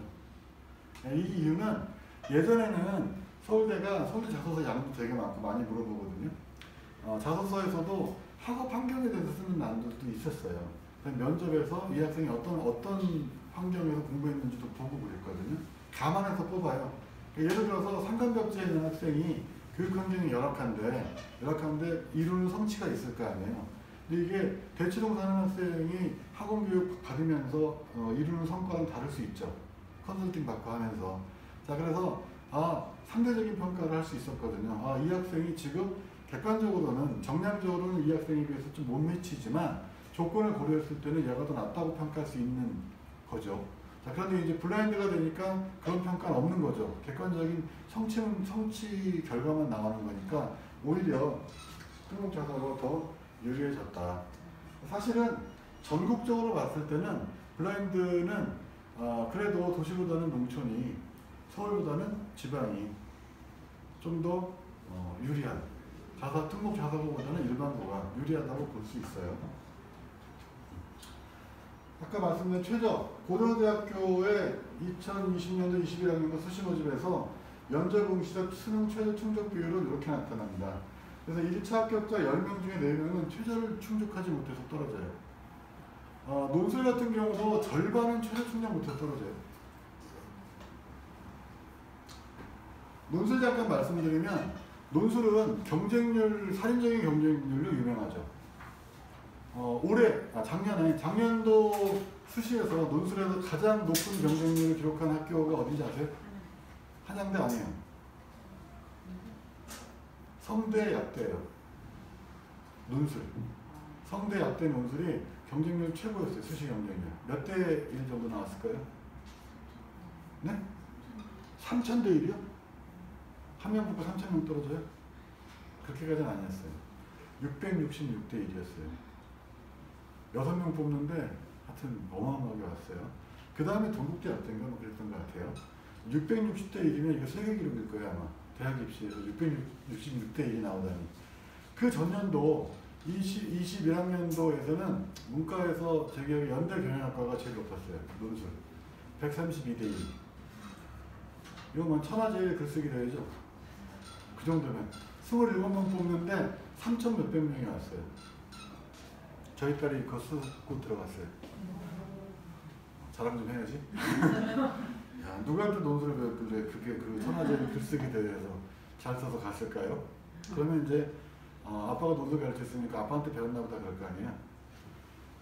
없지 않아 그런 것도 있지만 제일 중요한 건 수학 때문이었어요. 연대 논술이, 문과 논술이 최문항이거든요. 3번 문항이 수학 문제예요. 수학 문제인데 수학 문제를 잘 풀어야 돼요. 저희 딸이 원래 이과였거든요. 이과였는데 수학 점수 잘 안 나오고 과학도 잘 안 나와요. 그래서 그해 고3 때 입시에서 실패를 했어요. 재수했어요. 제가 재수할 때 조건으로 문과로 바꾸라고 했거든요. 그 다음에 수시는 논술을 간다. 바꿔서 썼는데 얘가 고3 때까지 이과였고 이과할 때 수리논술 했거든요. 그러니까 이제 막상 수학 문제 나니까 자신있게 풀 수 있는 거죠. 그래서 유리했다고 봐요. 본인이 이제 제가 결과로 이렇게 얘기하지만 본인은 다 자기가 열심히 해서 그렇게 됐다. 아빠는 한 게 아무것도 없다라고 주장해요. 하여튼. 자, 그래서 논술을 혹시 고3 학생들 중에 준비하는 학생들이 있다면 그런 얘기 드리고 싶어요. 살인적인 경쟁률인데 그 중에 상당히 허수가 많아요. 그 자료에도 써있죠. 일단 절반 정도는 결시해요. 왜? 수능 체제를 못 맞춰서. 의외로 굉장히 많습니다. 자, 그러면 예를 들어 40대 1이다. 낮지 않죠? 50대 1 볼까요? 50대 1 경쟁률이 나왔다. 그럼 실제는 얼마인 거예요? 25대 1이에요. 왜냐하면 절반은 25명은 최저 못 맞춰서 못 와요. 이미 코로나 이전에도 논술 시험장은 항상 거리두기가 돼요. 2, 3m씩 떨어져 있어요. 아마 교실에.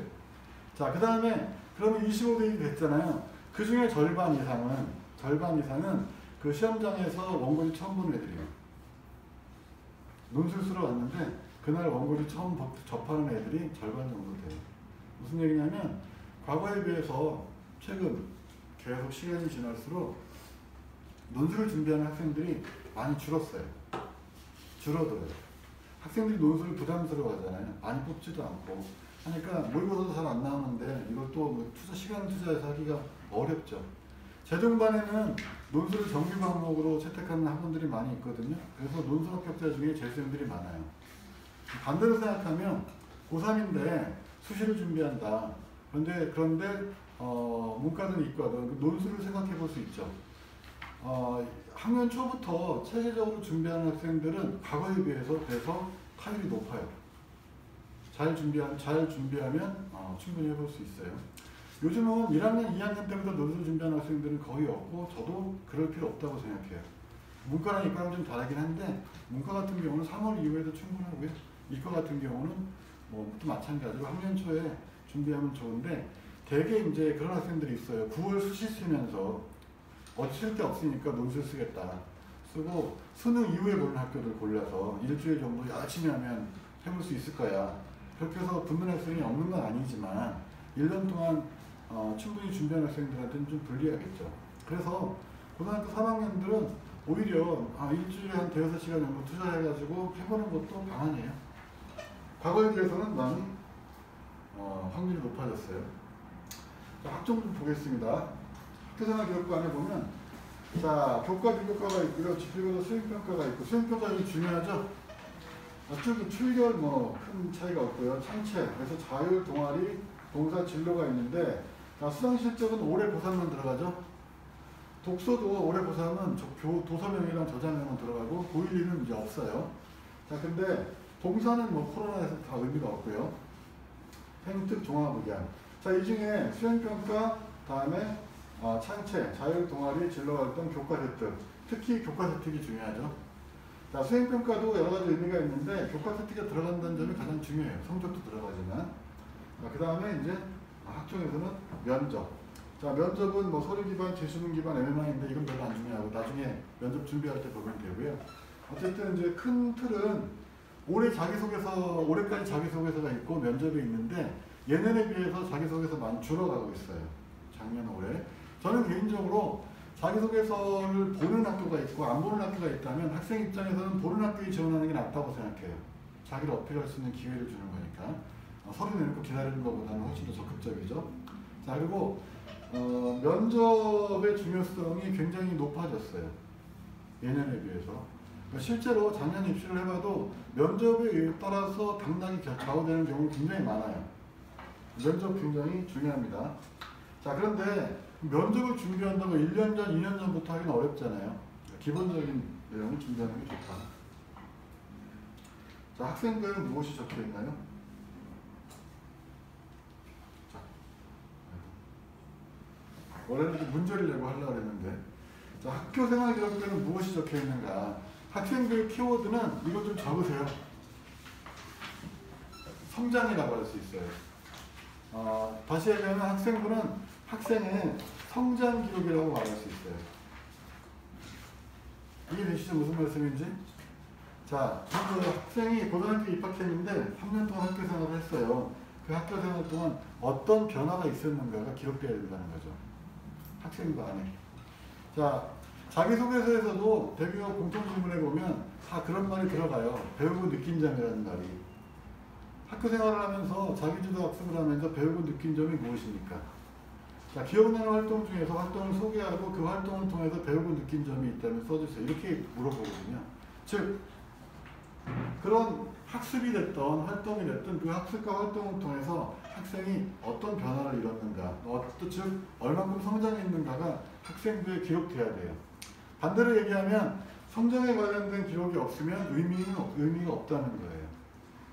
그게 천자가 써있건 만자가 써있건 별 의미가 없다. 이해되시죠? 그러면 학생부를 우리가 디자인한다 그랬을 때, 준비하고 관리한다고 했을 때 어떤 관점에서 학생부를 읽어야 되는 거죠? 말씀드렸듯이 성장의 관점에서, 변화의 관점에서 봐야 되는 거죠. 보통 그 부모님들이 학생부 보시면 잘 이해가 안 되세요. 무슨 말인지. 학생들도 되게 낯설어요. 학생부 자체가. 그런데 저같이 학생부를 1년에 굉장히 많이 보는 사람들은 읽어보면 대략 보여요. 이 학생이 어느 정도 학생이고 어떤 학생인지 어떤 특성을 가지고 있는지 알 수 있어요. 그게 명확하게 보여야 좋은 학생부예요. 자, 보통 이게 적합형이 있고요. 학생부 굳이 나누면 학종에서 적합형이 있고 잠재형이 있는데 대부분 학교는 적합형 기준을 많이 사용하고요. 한양대 같은 경우가 잠재형 기준을 좀 씁니다. 그래서 적합형에서 학업 역량, 전공 적합성, 발전 가능성, 인성 많이 들어보셨죠? 거기서 잠재형에서 비판적 사고 역량, 창의적 사고력, 자기지도력, 소통 해본 역량들이 나오는데 한마디로 얘기하면 뭘 보는 걸까요? 학종은 왜 생겼을까요? 학종은 어떤 학생을 뽑고 싶어서 만든 건가요? 다른 전형이나 다른 시험이랑 어떤 차이가 있을까요? 우리가 그런 말들 하잖아요. 저마다 재능이 있다고. 그렇죠? 학종은 학생의 재능을 본다고 이야기하면 쉬울 것 같아요. 저마다 재능이 다르잖아요. 어떤 사람은 노래를 잘하고, 어떤 사람은 그림을 잘 그리고, 어떤 사람은 사진을 잘 찍고, 어떤 사람은 연기를 잘하고, 다 각자 재능이 있어요. 자, 기계 만지는 걸 좋아하는 사람이 있고, 그렇죠? 가만히 앉아서 깊이 생각하는 걸 좋아하는 사람들도 있고요. 자, 그래서 각자 저마다의 재능이 있는데, 이런 재능들을 수능이라고 하는 회계화된 시험으로 모두 측정하는 게 불가능한 거죠. 내신으로만 측정할 수도 없죠. 그래서 시험이라고 하는 것으로, 시험으로 숫자로 환산되는 시험으로 학생이 가지고 있는 재능, 다른 말로 하면 잠재력이라고 할 수도 있고요. 발전 가능성이라고 할 수도 있고, 이런 것들을 모두 측정하는 게 불가능한 거죠. 자, 그래서 숫자만으로 표현할 수 없는 학생이 가지고 있는 재능을 평가해서 뽑겠다는 거예요. 나중에 이런 학생들이 더 잘 될 수도 있으니까. 자, 그래서 대학 입장에서, 학생 입장에서는 좋은 대학 가는 게 목표죠. 욕심이죠. 이왕이면 더 좋은 대학을 가고 싶은 거죠. 대학 입장에서는 반대죠. 이왕이면 더 우수한 학생을 뽑고 싶은 거죠. 그런데 학생의 우수성이라고 하는 것은 내신 성적으로도 우리가 판별할 수 있고, 수능 점수로도 볼 수 있고, 그 학생의 활동을 통해서도, 학교 생활을 통해서도 확인할 수 있다는 거예요. 그런 의미에서 학종이 있는 거죠. 자, 그러면 예를 들어서 내가 내신도 좀 떨어지고 수능 점수도 좀 낮아요. 다른 친구에 비해서. 그런데 좋은 대학은 가고 싶어요. 그렇죠? 나 좀 뽑아주세요 라고 얘기해야 되잖아요. 학종이 될 수도 있고 논술이 될 수도 있고. 그러면 내신으로도 증명되지 않는, 표현되지 않는, 수능 점수로도 표현되지 않는 나의 우수성을 입증해줘야 돼요. 그렇죠? 논술은 논술 고사로 입증하는 거예요. 자기가 글을 써서 내가 다른 애 뽑지 말고, 이왕이면 내가 내신도 좀 떨어지고 수능도 좀 떨어지지만 나를 뽑아달라고 자기 능력을 입증하는 거예요. 학종은 마찬가지로 비교과 활동을 통해서, 학교 생활을 통해서 내가 내신 점수는 이 친구에 비해서 좀 떨어지고 수능도 좀 덜 나오지만 그래도 내가 낫다고 하는 게 입증돼야 돼요. 이해가시죠? 자, 어떻게 기재되나요? 자, 1단계 수행평가 동아리 등의 교내 활동이 있겠죠. 학생들이 활동을 해요. 자, 그 다음에 보고서 소감운동 활동 자료가 있고요. 3단계에서 담임선생님의 학기말, 학년말, 세특이 기재되는. 자, 학생부 기재는 누가 해요? 담임선생님이랑 교과 담당 선생님이에요. 그렇죠? 자, 어떻게 하는 거죠? 어떻게? 관찰을 통해서요. 이것도 적으세요. 관찰. 자, 몇 개 나왔습니다. 성장, 재능, 관찰, 키워드가. 자, 관찰을 통해서 하는 거예요. 이건 쉽지 않죠? 맡고 있는 학생 수가 많은데 그 학생들을 모두 관찰해서 써야 돼요. 근데 초기에는 관찰 안 하고 쓰는 경우가 많았어요. 귀찮으니까. 그래서 복사해가지고 거의 내가 맡은 학생은 모두가 비슷비슷해요. 옛날에는 5, 6년 전만 해도 세특 잘 안 봤어요. 잘 안 봤어요. 안 보고. 근데 요즘은 볼 게 별로 없으니까 수강실제가 안 들어가죠. 뭐 안 들어가죠. 뭐 어쩌고 하니까 이제 중요해진 거죠. 우리나라에서 학생 한 명 한 명을 관찰해가지고 그 학생들마다 특성을 모두 써주는 학교가 있을까요? 고등학교 중에? 없다고 생각하시죠? 있어요. 있어요. 없진 않아요. 드물지만 있어요. 없진 않아요. 그리고 전체적으로 지금 이게 그 학종이 한 10여 년 지나면서 안정되면서 이제 대부분의 학교에서 선생님들이 이런 관찰을 통해서 학생들의 세특이라든지 기재하는 추세로 가고 있어요. 잘 써줍니다. 그런데 그렇게 한 명 한 명 관찰을 통해서 쓰더라도 선생님들 간 차이는 좀 있을 수 있겠죠. 이 선생님이 쓰는 것과 저 선생님이 쓰는 게 다를 수가 있는 거고 어쩔 수 없어요. 자, 어쨌든 그렇게 기재가 됩니다. 선생님이랑 잘 지내는 게 좋아요. 자, A고등학교 어떻게 기재되나요? 어떤 고등학교 국어 선생님이 학년 말 세특을 기재해요. 우리가 보통 학기 말에 기재하는 학교가 있고 1년 단위로 기재하는 학교가 있어요. 연간으로 기재하는 경우를 보면 자, 1학년 국어 선생님인데 4반 중에 총 4반에서 수업을 해요. 국어 수업을. 한 반당 25명이에요. 근데 국어교과 세특 글자 수는 500자예요. 자, 보통 학년 말에 2주 좀 넘는 기간 동안에 학생들 세특을 다 써줘야 되는데 자, 500자 곱하기 25명 곱하기 4 해야 되잖아요. 그러면 5만 자예요. 5만 자. 8만 대장경 3분의 2 정도 돼요. 굉장히 많은 글자죠. 자, 보통 우리가 학생들이 자기소개를 쓸 때, 대입해서 쓸 때 한 달 정도 걸려요. 뭐 짧게 쓰는 학생들도 있지만. 근데 그때 써야 되는 게 한 2,300자, 2,500자예요. 근데 선생님이 2주 동안에 5만 자를 써야 되니까 이게 쉽지 않은 일이죠. 자, 그러면 많은 선생님들이 부담을 느껴요. 그래서 네가 그냥 500자 써와. 내가 꼭 그대로 써준다고 약속은 못하겠지만 참고할게. 이런 경우 많죠. 그래서 학생들이 자기 국어교과 세특을 써서 내요. 이런 경우가 있고요. 자, 그 다음에 자기평가서, 남문활동, 스스로 평가해봐라. 비슷하죠? 자, 꼭 넣고 싶은 게 있으면 나한테 얘기해줘. 그럼 내가 참고해서 써줄게. 진로 관련이면 더 낫겠다. 이런 경우 있고요. 자, 이건 내가 알아서 쓰는 거니까 너는 참견하지 마. 이게 법적으로 딱 맞아요. 원래 세특은 누구도 개입할 수 없어요. 학생부 기록은 선생님이 하는 거예요. 자, 경우가 많이 달라져요. 자, 우리가 어느 경우에 있든지 간에 그런데 사실은 활동들을 하잖아요. 예를 들어서 선생님이 알아서 다 잘 써줄 거다, 칭찬 거라 라고 하더라도 그 선생님이 주도하는 수업 시간에 활동들이 있잖아요. 그 활동들을 잘하면 선생님이 잘 관찰해서 써주시겠죠. 잘 못하면 안 될 것이고 거기에 맞춰서 준비해야 된다는 겁니다. 자, 예를 들어 볼까요? 자, 2개가 있어요.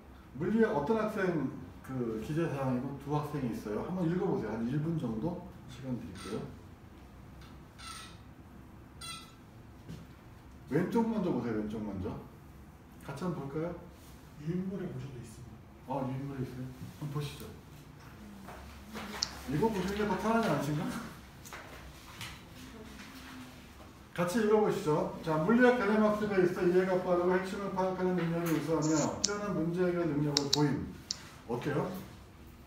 칭찬이잖아요.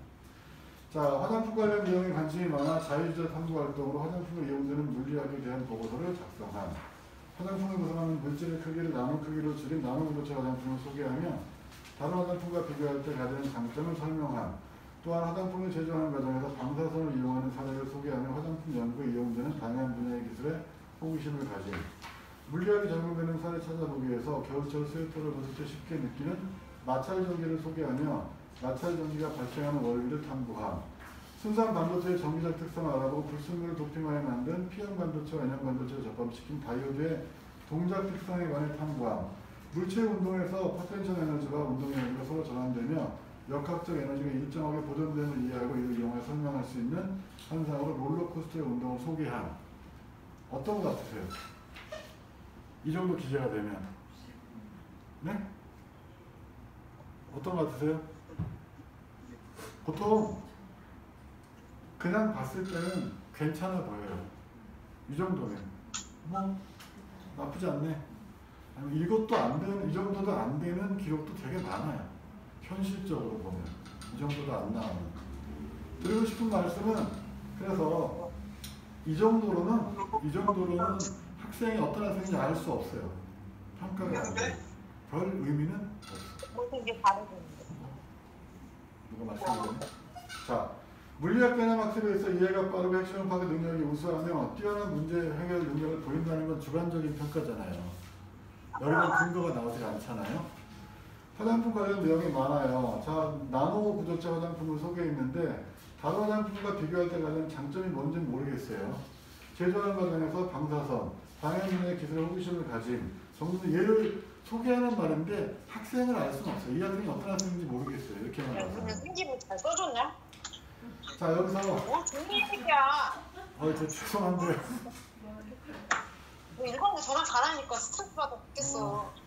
원장님, 대표님. 자, P형 반도체와 N형 반도체를 접합시킨 다이오드 동작 특성은 너무 수준이 낮아요. 이거 초등학생 그 교육청 영전 다니는 애들도 다 알아요. 이 정도는. 겨울철 스웨터에서 무슨 저기 마찰전기 이것도 너무 낮죠. 초등학생 수준이에요. 자, 포텐셜 에너지, 운동 에너지 변환되어 역학적 에너지가 보존된다. 롤러코스터 이것도 너무 낮죠. 그러니까 이건 오히려 학생이 우수하다는 증빙이 아니고 별 활동 없음이에요. 표현을 봤을 때는 이 선생님이 굉장히 나름 배려하고 세심하게 성의껏 써주려고 하는 것으로 보이는데 실제 입시에서는 별로 평가를 받을 수가 없죠. 대조되는 게 이제 옆에 거예요. 자, 사회정치 행정 분야에 관심이 높은 학생으로 상황의 영향을 정확히 통찰해 심화하는 심사력과 추론 능력이 뛰어난. 자, 어떤 능력이 이것도 마찬가지 주관적인 평가죠. 자, 쭉 나오는데 주 52시간 근무제 관련 세다 토론과 게임 토론의 방식이에요.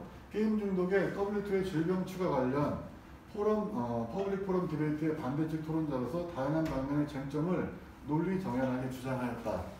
자, 그리고 이것과 관련된 내용이 뒤에 나와요. 나와서 근본적 노동환경 개선, 노사간 점진적 상생 방안 마련, 게임 과몰입은 원인이 아닌 현상이라고 주장하는 모습이 인상적인. 얘가 주장하잖아요. 이 아이의 인식을 알 수 있잖아요. 수준을.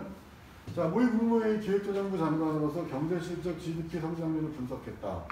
고용의 안정보다 질적 개선을 우선시하고 일자리 창출을 위한 산업구 조정이 기업의 투자로 이어지지 않았음을 비판하며 이 친구는 시장주의자 같아요. 국내 기업의 해외 진출 및 중견기업의 성장 지원을 주장하였다. 모의 방파 활동을 통해 국제분쟁 대표로서 한일 분쟁, 제출명령 등을 소개하는 체험을 제작해 교내 학술제에서 시연한 모의 국회 활동의 외교통상위원으로서 외국인 근로자 고용법률의 사업장 변경 절차. 아주 구체적이죠. 외국인 근로자가 연수생을 왔을 때 사업장 변경을 자기 마음대로 못해요. 자기 마음대로 못하니까 어때요? 차별이 있고 다음에 부당한 대우를 받더라도 마음대로 옮길 수 없죠. 우리는 직업 선택의 자유가 있는데 이 친구들은 어렵단 말이에요.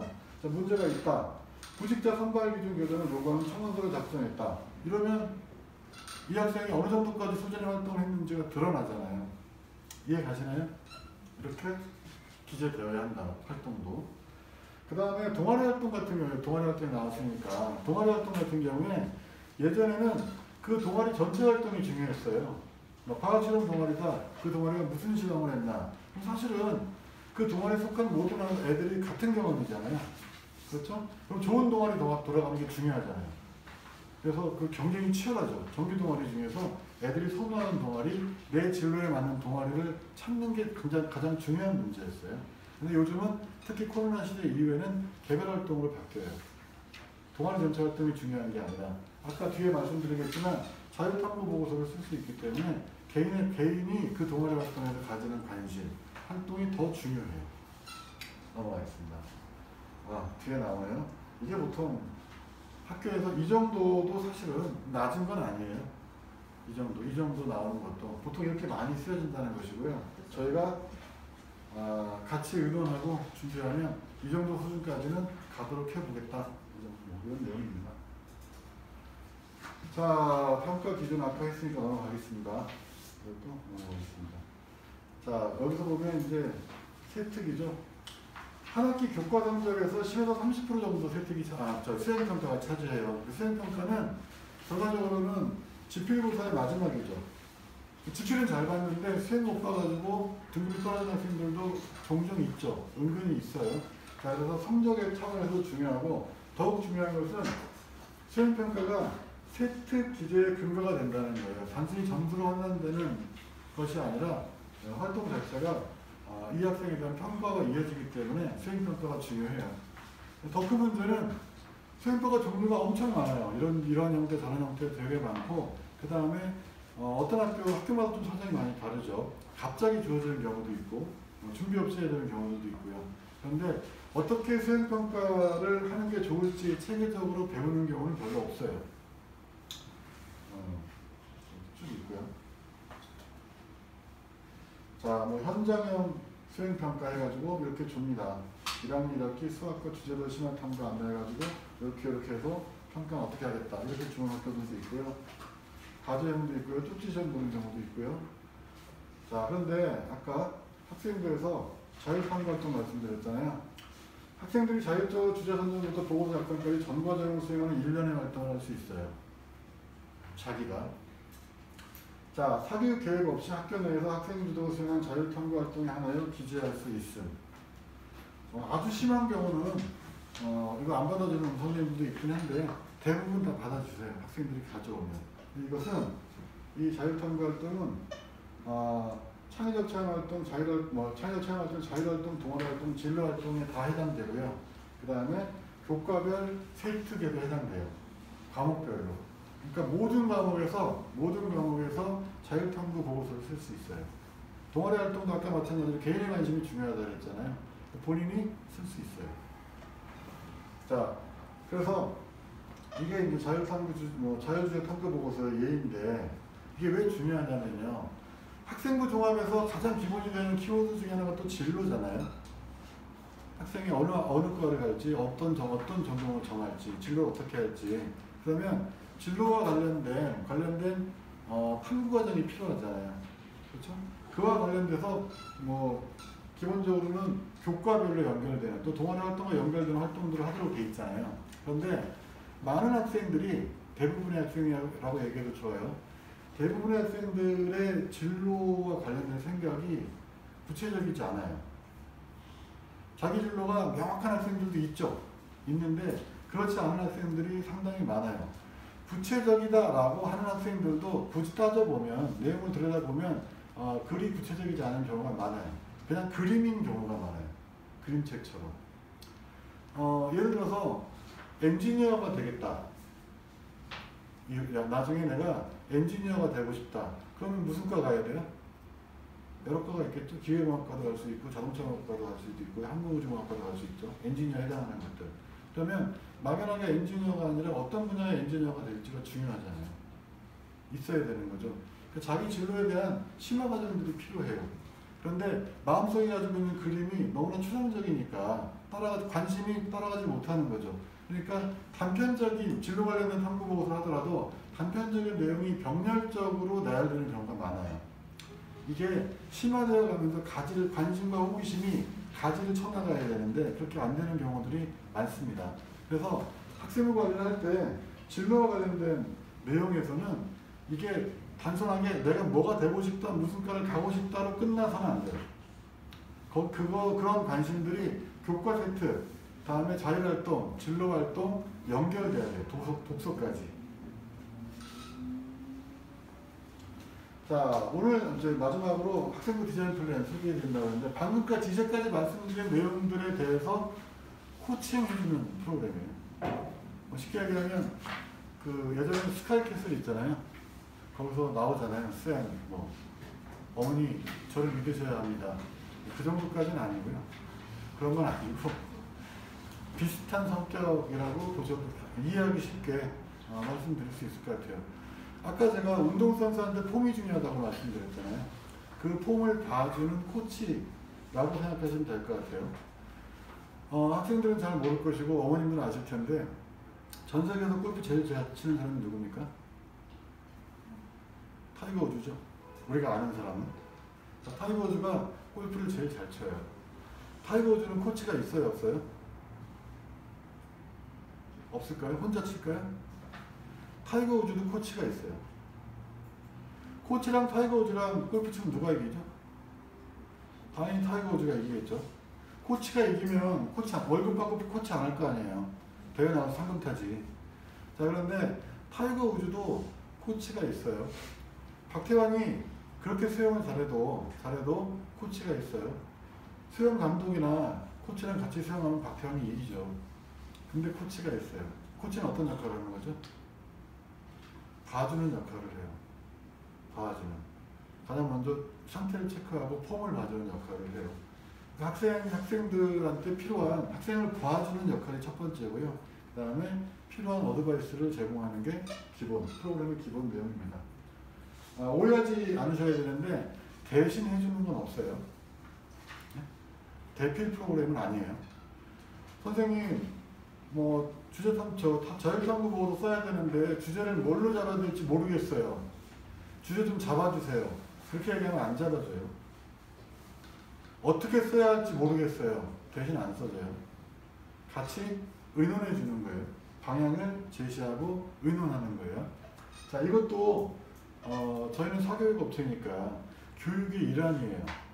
교육은 가르치고 배우는 과정이지 않습니까? 아까 말씀드렸듯이 그 가르치고 배우는 과정 속에서 학생이 성장해야 되잖아요. 달라져야 되는, 변화가 있어야 되는 거잖아요. 저희는 이 학생들을 디자인하고 같이 관리하는 과정을 통해서 학생이 성장하길 바라요. 학생의 사고가 확장되길 바라고 생각이 넓어지고 깊어지길 바라요. 그런 과정으로 만든 프로그램이지 학생 힘으로 안 되는 것을 어른의 힘으로 대신해 주겠다는 프로그램은 절대 아니에요.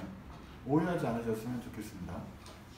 저희는 이 과정을 통해서도 학생이 자기 진로에 대해서 또 자기 학습에 대해서 자기 활동에 대해서 얼마든지 성장 발전할 수 있다고 봐요.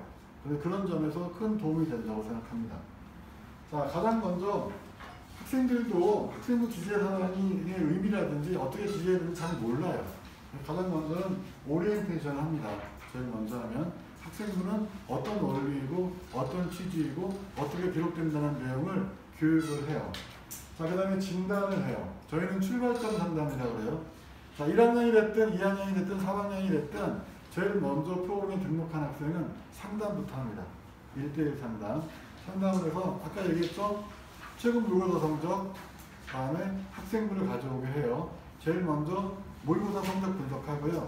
그래서 이 정도 성적이면 갈 수 있는 대학이 어느 정도인지 내신 성적 분석해서 자, 이 정도 내신 성적이면 교과를 갈 수 있는 학교는 어디인지 자, 비교과까지 포함해서 학종으로 한다면 어느 정도 목표를 할 수 있을지 먼저 상담하고요. 1학년은 어떻게 하나요? 이제 예비 고1인데 중학교 때 학생부 같이 봅니다. 그 다음에 3년 계획 잡고 3년 중에 1년 계획 잡고 그 다음에 세부적으로 한 학기 계획 잡는 방식으로 진행해요. 3학년 같은 경우는 이제 한 학기 남았잖아요.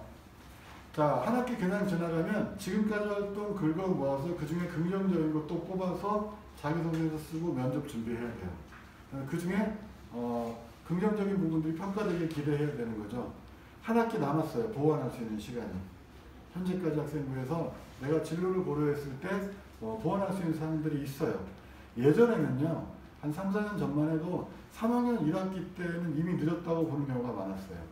왜냐하면 모의고사 봐야 되고 뭐 해야 되고 뭐 해야 되는데 거기서 활동하는 게 오히려 이상한 거예요. 동아리 활동하고 봉사활동하는 게 오히려 이상하잖아요.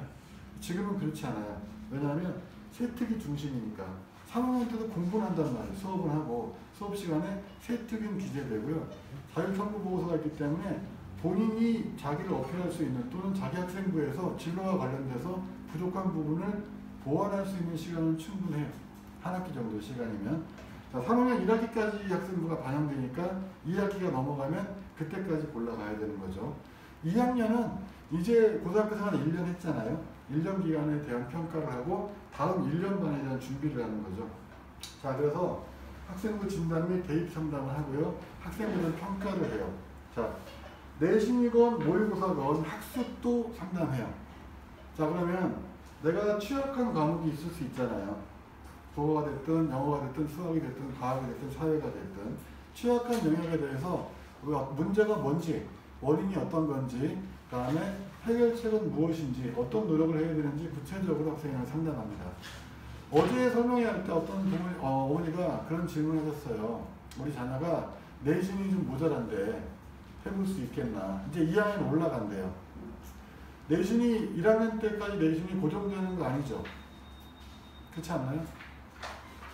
아까 말씀드렸듯이 학생 개인의 상황마다 방안은 다 마련해야 돼요. 왜냐하면 뭐 그 한 개인의 인생에서 대비라고 하는 게 중요하기 때문에. 자, 내가 성적이 얼마가 됐든 예를 들어 5등급 평균 5등급이다 하면 5등급에 머물러 있어서는 안 되는 거잖아요. 그렇죠? 내신을 올리는 것도 내신 성적을 향상시키는 것도 학생부 관리의 일부분이에요. 모의고사 점수를 올리는 것도 대입에서는 과정의 일부분이에요. 자, 학교에서는 정해진 진도대로 학생들을 모아서 진도를 나갑니다. 자, 학원에서 신경 쓰는 경우 신경을 많이 쓰는데 그렇다 하더라도 정해진 일정에 따라서 진행할 수밖에 없어요. 그런데 개개인별로 사정이 좀 다른 사정이 있을 수 있어요. 자, 예를 들면 모의고사 기준으로 해서 3등급 이하는 기초가 모자란 거예요. 제가 봤을 때. 국어가 3등급이다. 그러면 상대적으로 누구한테는 좋은 점수고 누구한테는 낮은 점수예요. 자, 3등급이면 일반적으로 한 지문 정도 풀 시간이 없어요. 열심히 풀었는데 종 쳤는데 한 지문 남으니까 어떻게 해야 돼요? 찍어야죠.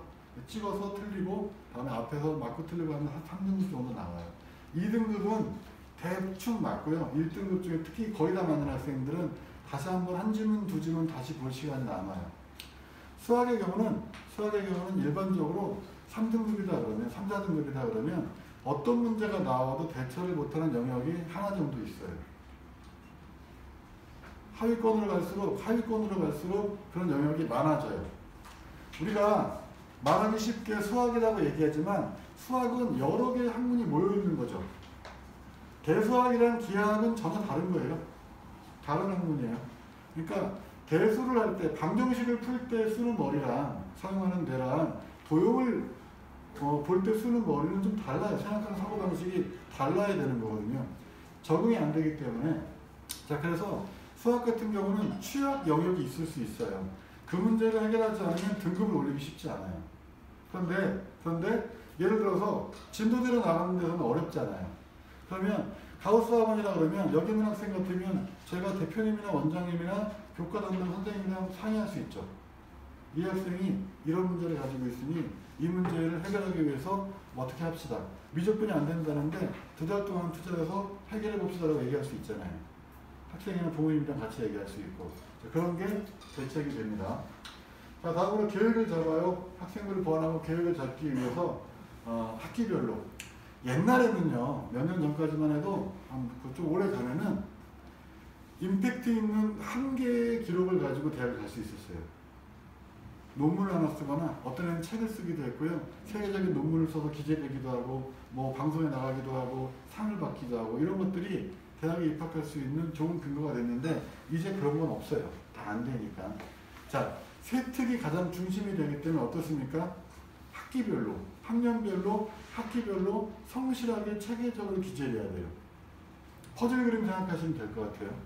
조그만 그림들이 모여서 나중에 모아놓고 보면 큰 그림이 완성되는 거죠. 자, 그래서 그때 학기별로 세밀하게 체계적으로 준비하는 게 필요하고요. 그래서 평가를 해야 돼요. 부족한 부분들을 어떻게 보완할 건가, 그 다음에 현재까지 있는 걸 어떻게 발전시킬 것인가 하는 계획을 수립해야 되고요. 이 수립된 계획에 따라서 비교과 활동을 합니다.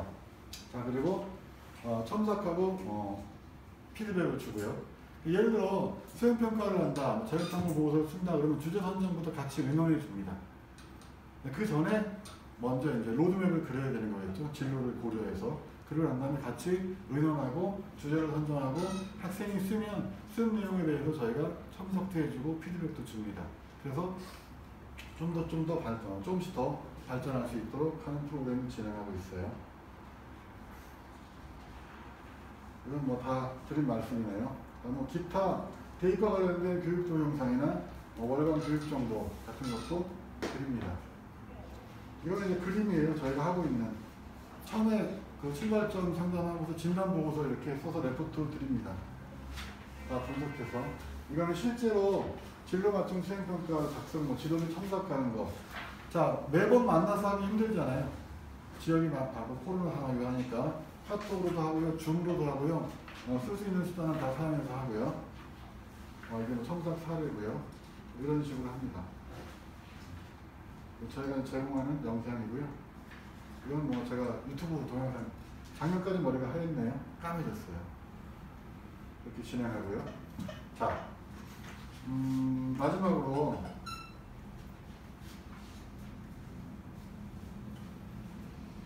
학생 이제 마무리할 시간이 됐는데 제가 이제 뭐 매번 상담들을 해요. 학생들이랑 부모님이랑. 보통 제가 학생 상담할 때 특별한 경우가 아니면 부모님 오시라고 해요.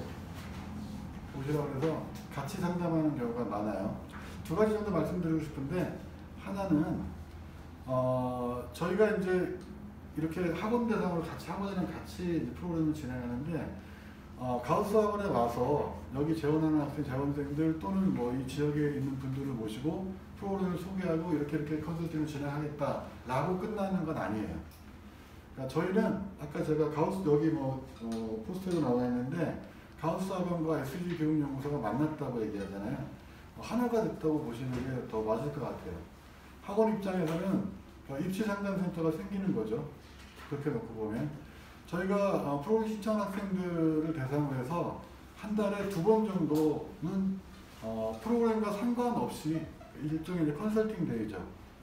대면 신청받아서 대면 상담을 보름에 2주에 한 번 정도 진행하려고 그래요. 매번 와서 같이 얘기하고. 그때는 어떤 주제든 상관없어요. 입시가 됐든 또는 뭐 학습이 됐든 아니면 개인적인 고민도 있을 수 있죠. 뭐든지 상담할 수 있어요. 그렇게 해서 컨설팅을 진행할 생각이고, 학원이랑 같이 학생을 관리하는 개념으로 진행할 생각입니다. 그렇게 놓고 보면 제가 학생들이랑 학부모님 상담하다 보면 본의 아니게 이게 이제 가정의 문제까지 들어가는 경우들이 많아요. 부모 자식 관계도 같이 보게 되는 거고, 학생의 개인적 고민을 듣게 되는 경우도 많고, 부모님이 걱정하시는 경우도 많고요. 매번 느끼는데 제가 강사이기도 하고 입시 컨설팅을 하기도 하고 또 부모기도 하잖아요. 저 아이도 큰애는 대학 다니고 작은애는 고등학생이거든요. 느끼는 건데 저도 마찬가지 부족한 점이 많고요. 그런데 부모가 지금 같은 환경에서 부모가 자식에게 교육과 관련돼서 해줄 수 있는 역할은 극히 제한적이에요. 아주 솔직하게 말씀드리면. 왜냐하면 부모는 부모지 교사가 아니잖아요. 강사도 아니고 입시 컨설턴트도 아니거든요. 특별하게. 부모는 되게 양육을 담당하는 존재잖아요. 그래서 교육은 불가피하게 맡기는 경우가 많죠. 제가 봤을 때 제일 부모님 역할 중에서 가장 큰 것은 학생들, 특히 고3 부모님들은 학생을 격려해주는 역할이 제일 큰 것 같아요. 저도 재수까지 한 자식이 있으실 거야. 고3 때 공부할 때 보면 복장이 터지는 경우가 많잖아요.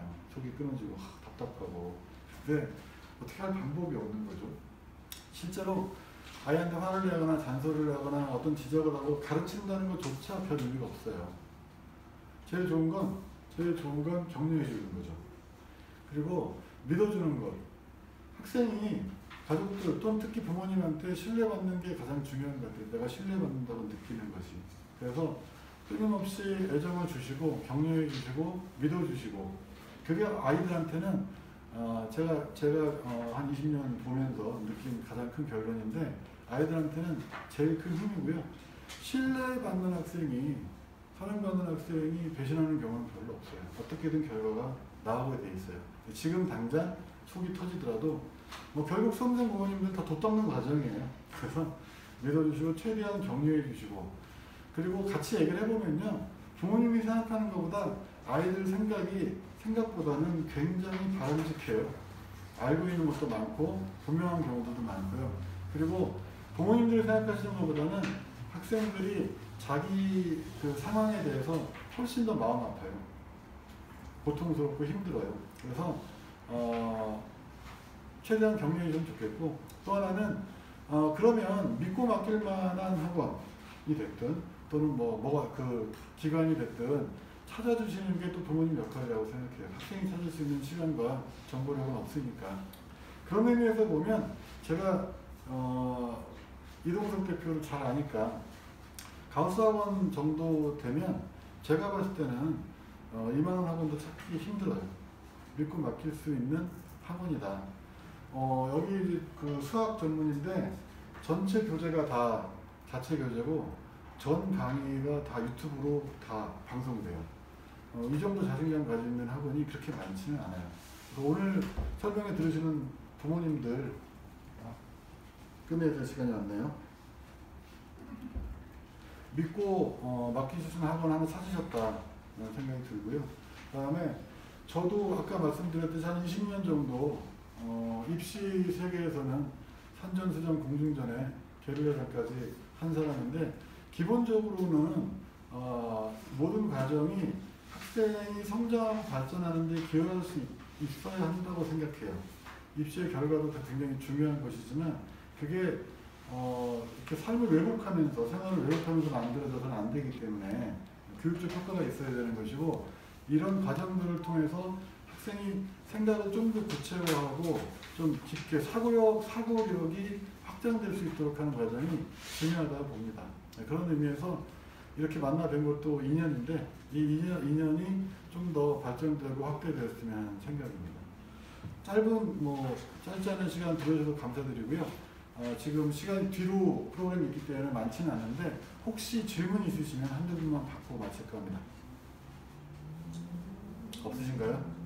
설명이 너무 네. 그 블라인드가 확실히 블라인드요? 많이 궁금해 하시는데 저도 입학사정관이 아니라서 정확하게 모르겠는데요. 제가 알고 있는 대로만 말씀드리면 블라인드 효과는 분명히 있다고 봅니다. 없진 않아요. 있고 하나는 예를 들어서 블라인드가 있다 하더라도 어떤 학교인지 알고 싶으면 다 알 수 있어요. 충분히 알 수 있어요. 적어도 학교 유형은 그냥 다 보여요. 영재학교는 학점제거든요. 고등급제가 아니고 학점제로 진행이 되니까 ABCD로 나가니까 영재학교 커리큘럼 다르잖아요. 얘가 영재학교구나 알 수 있어요.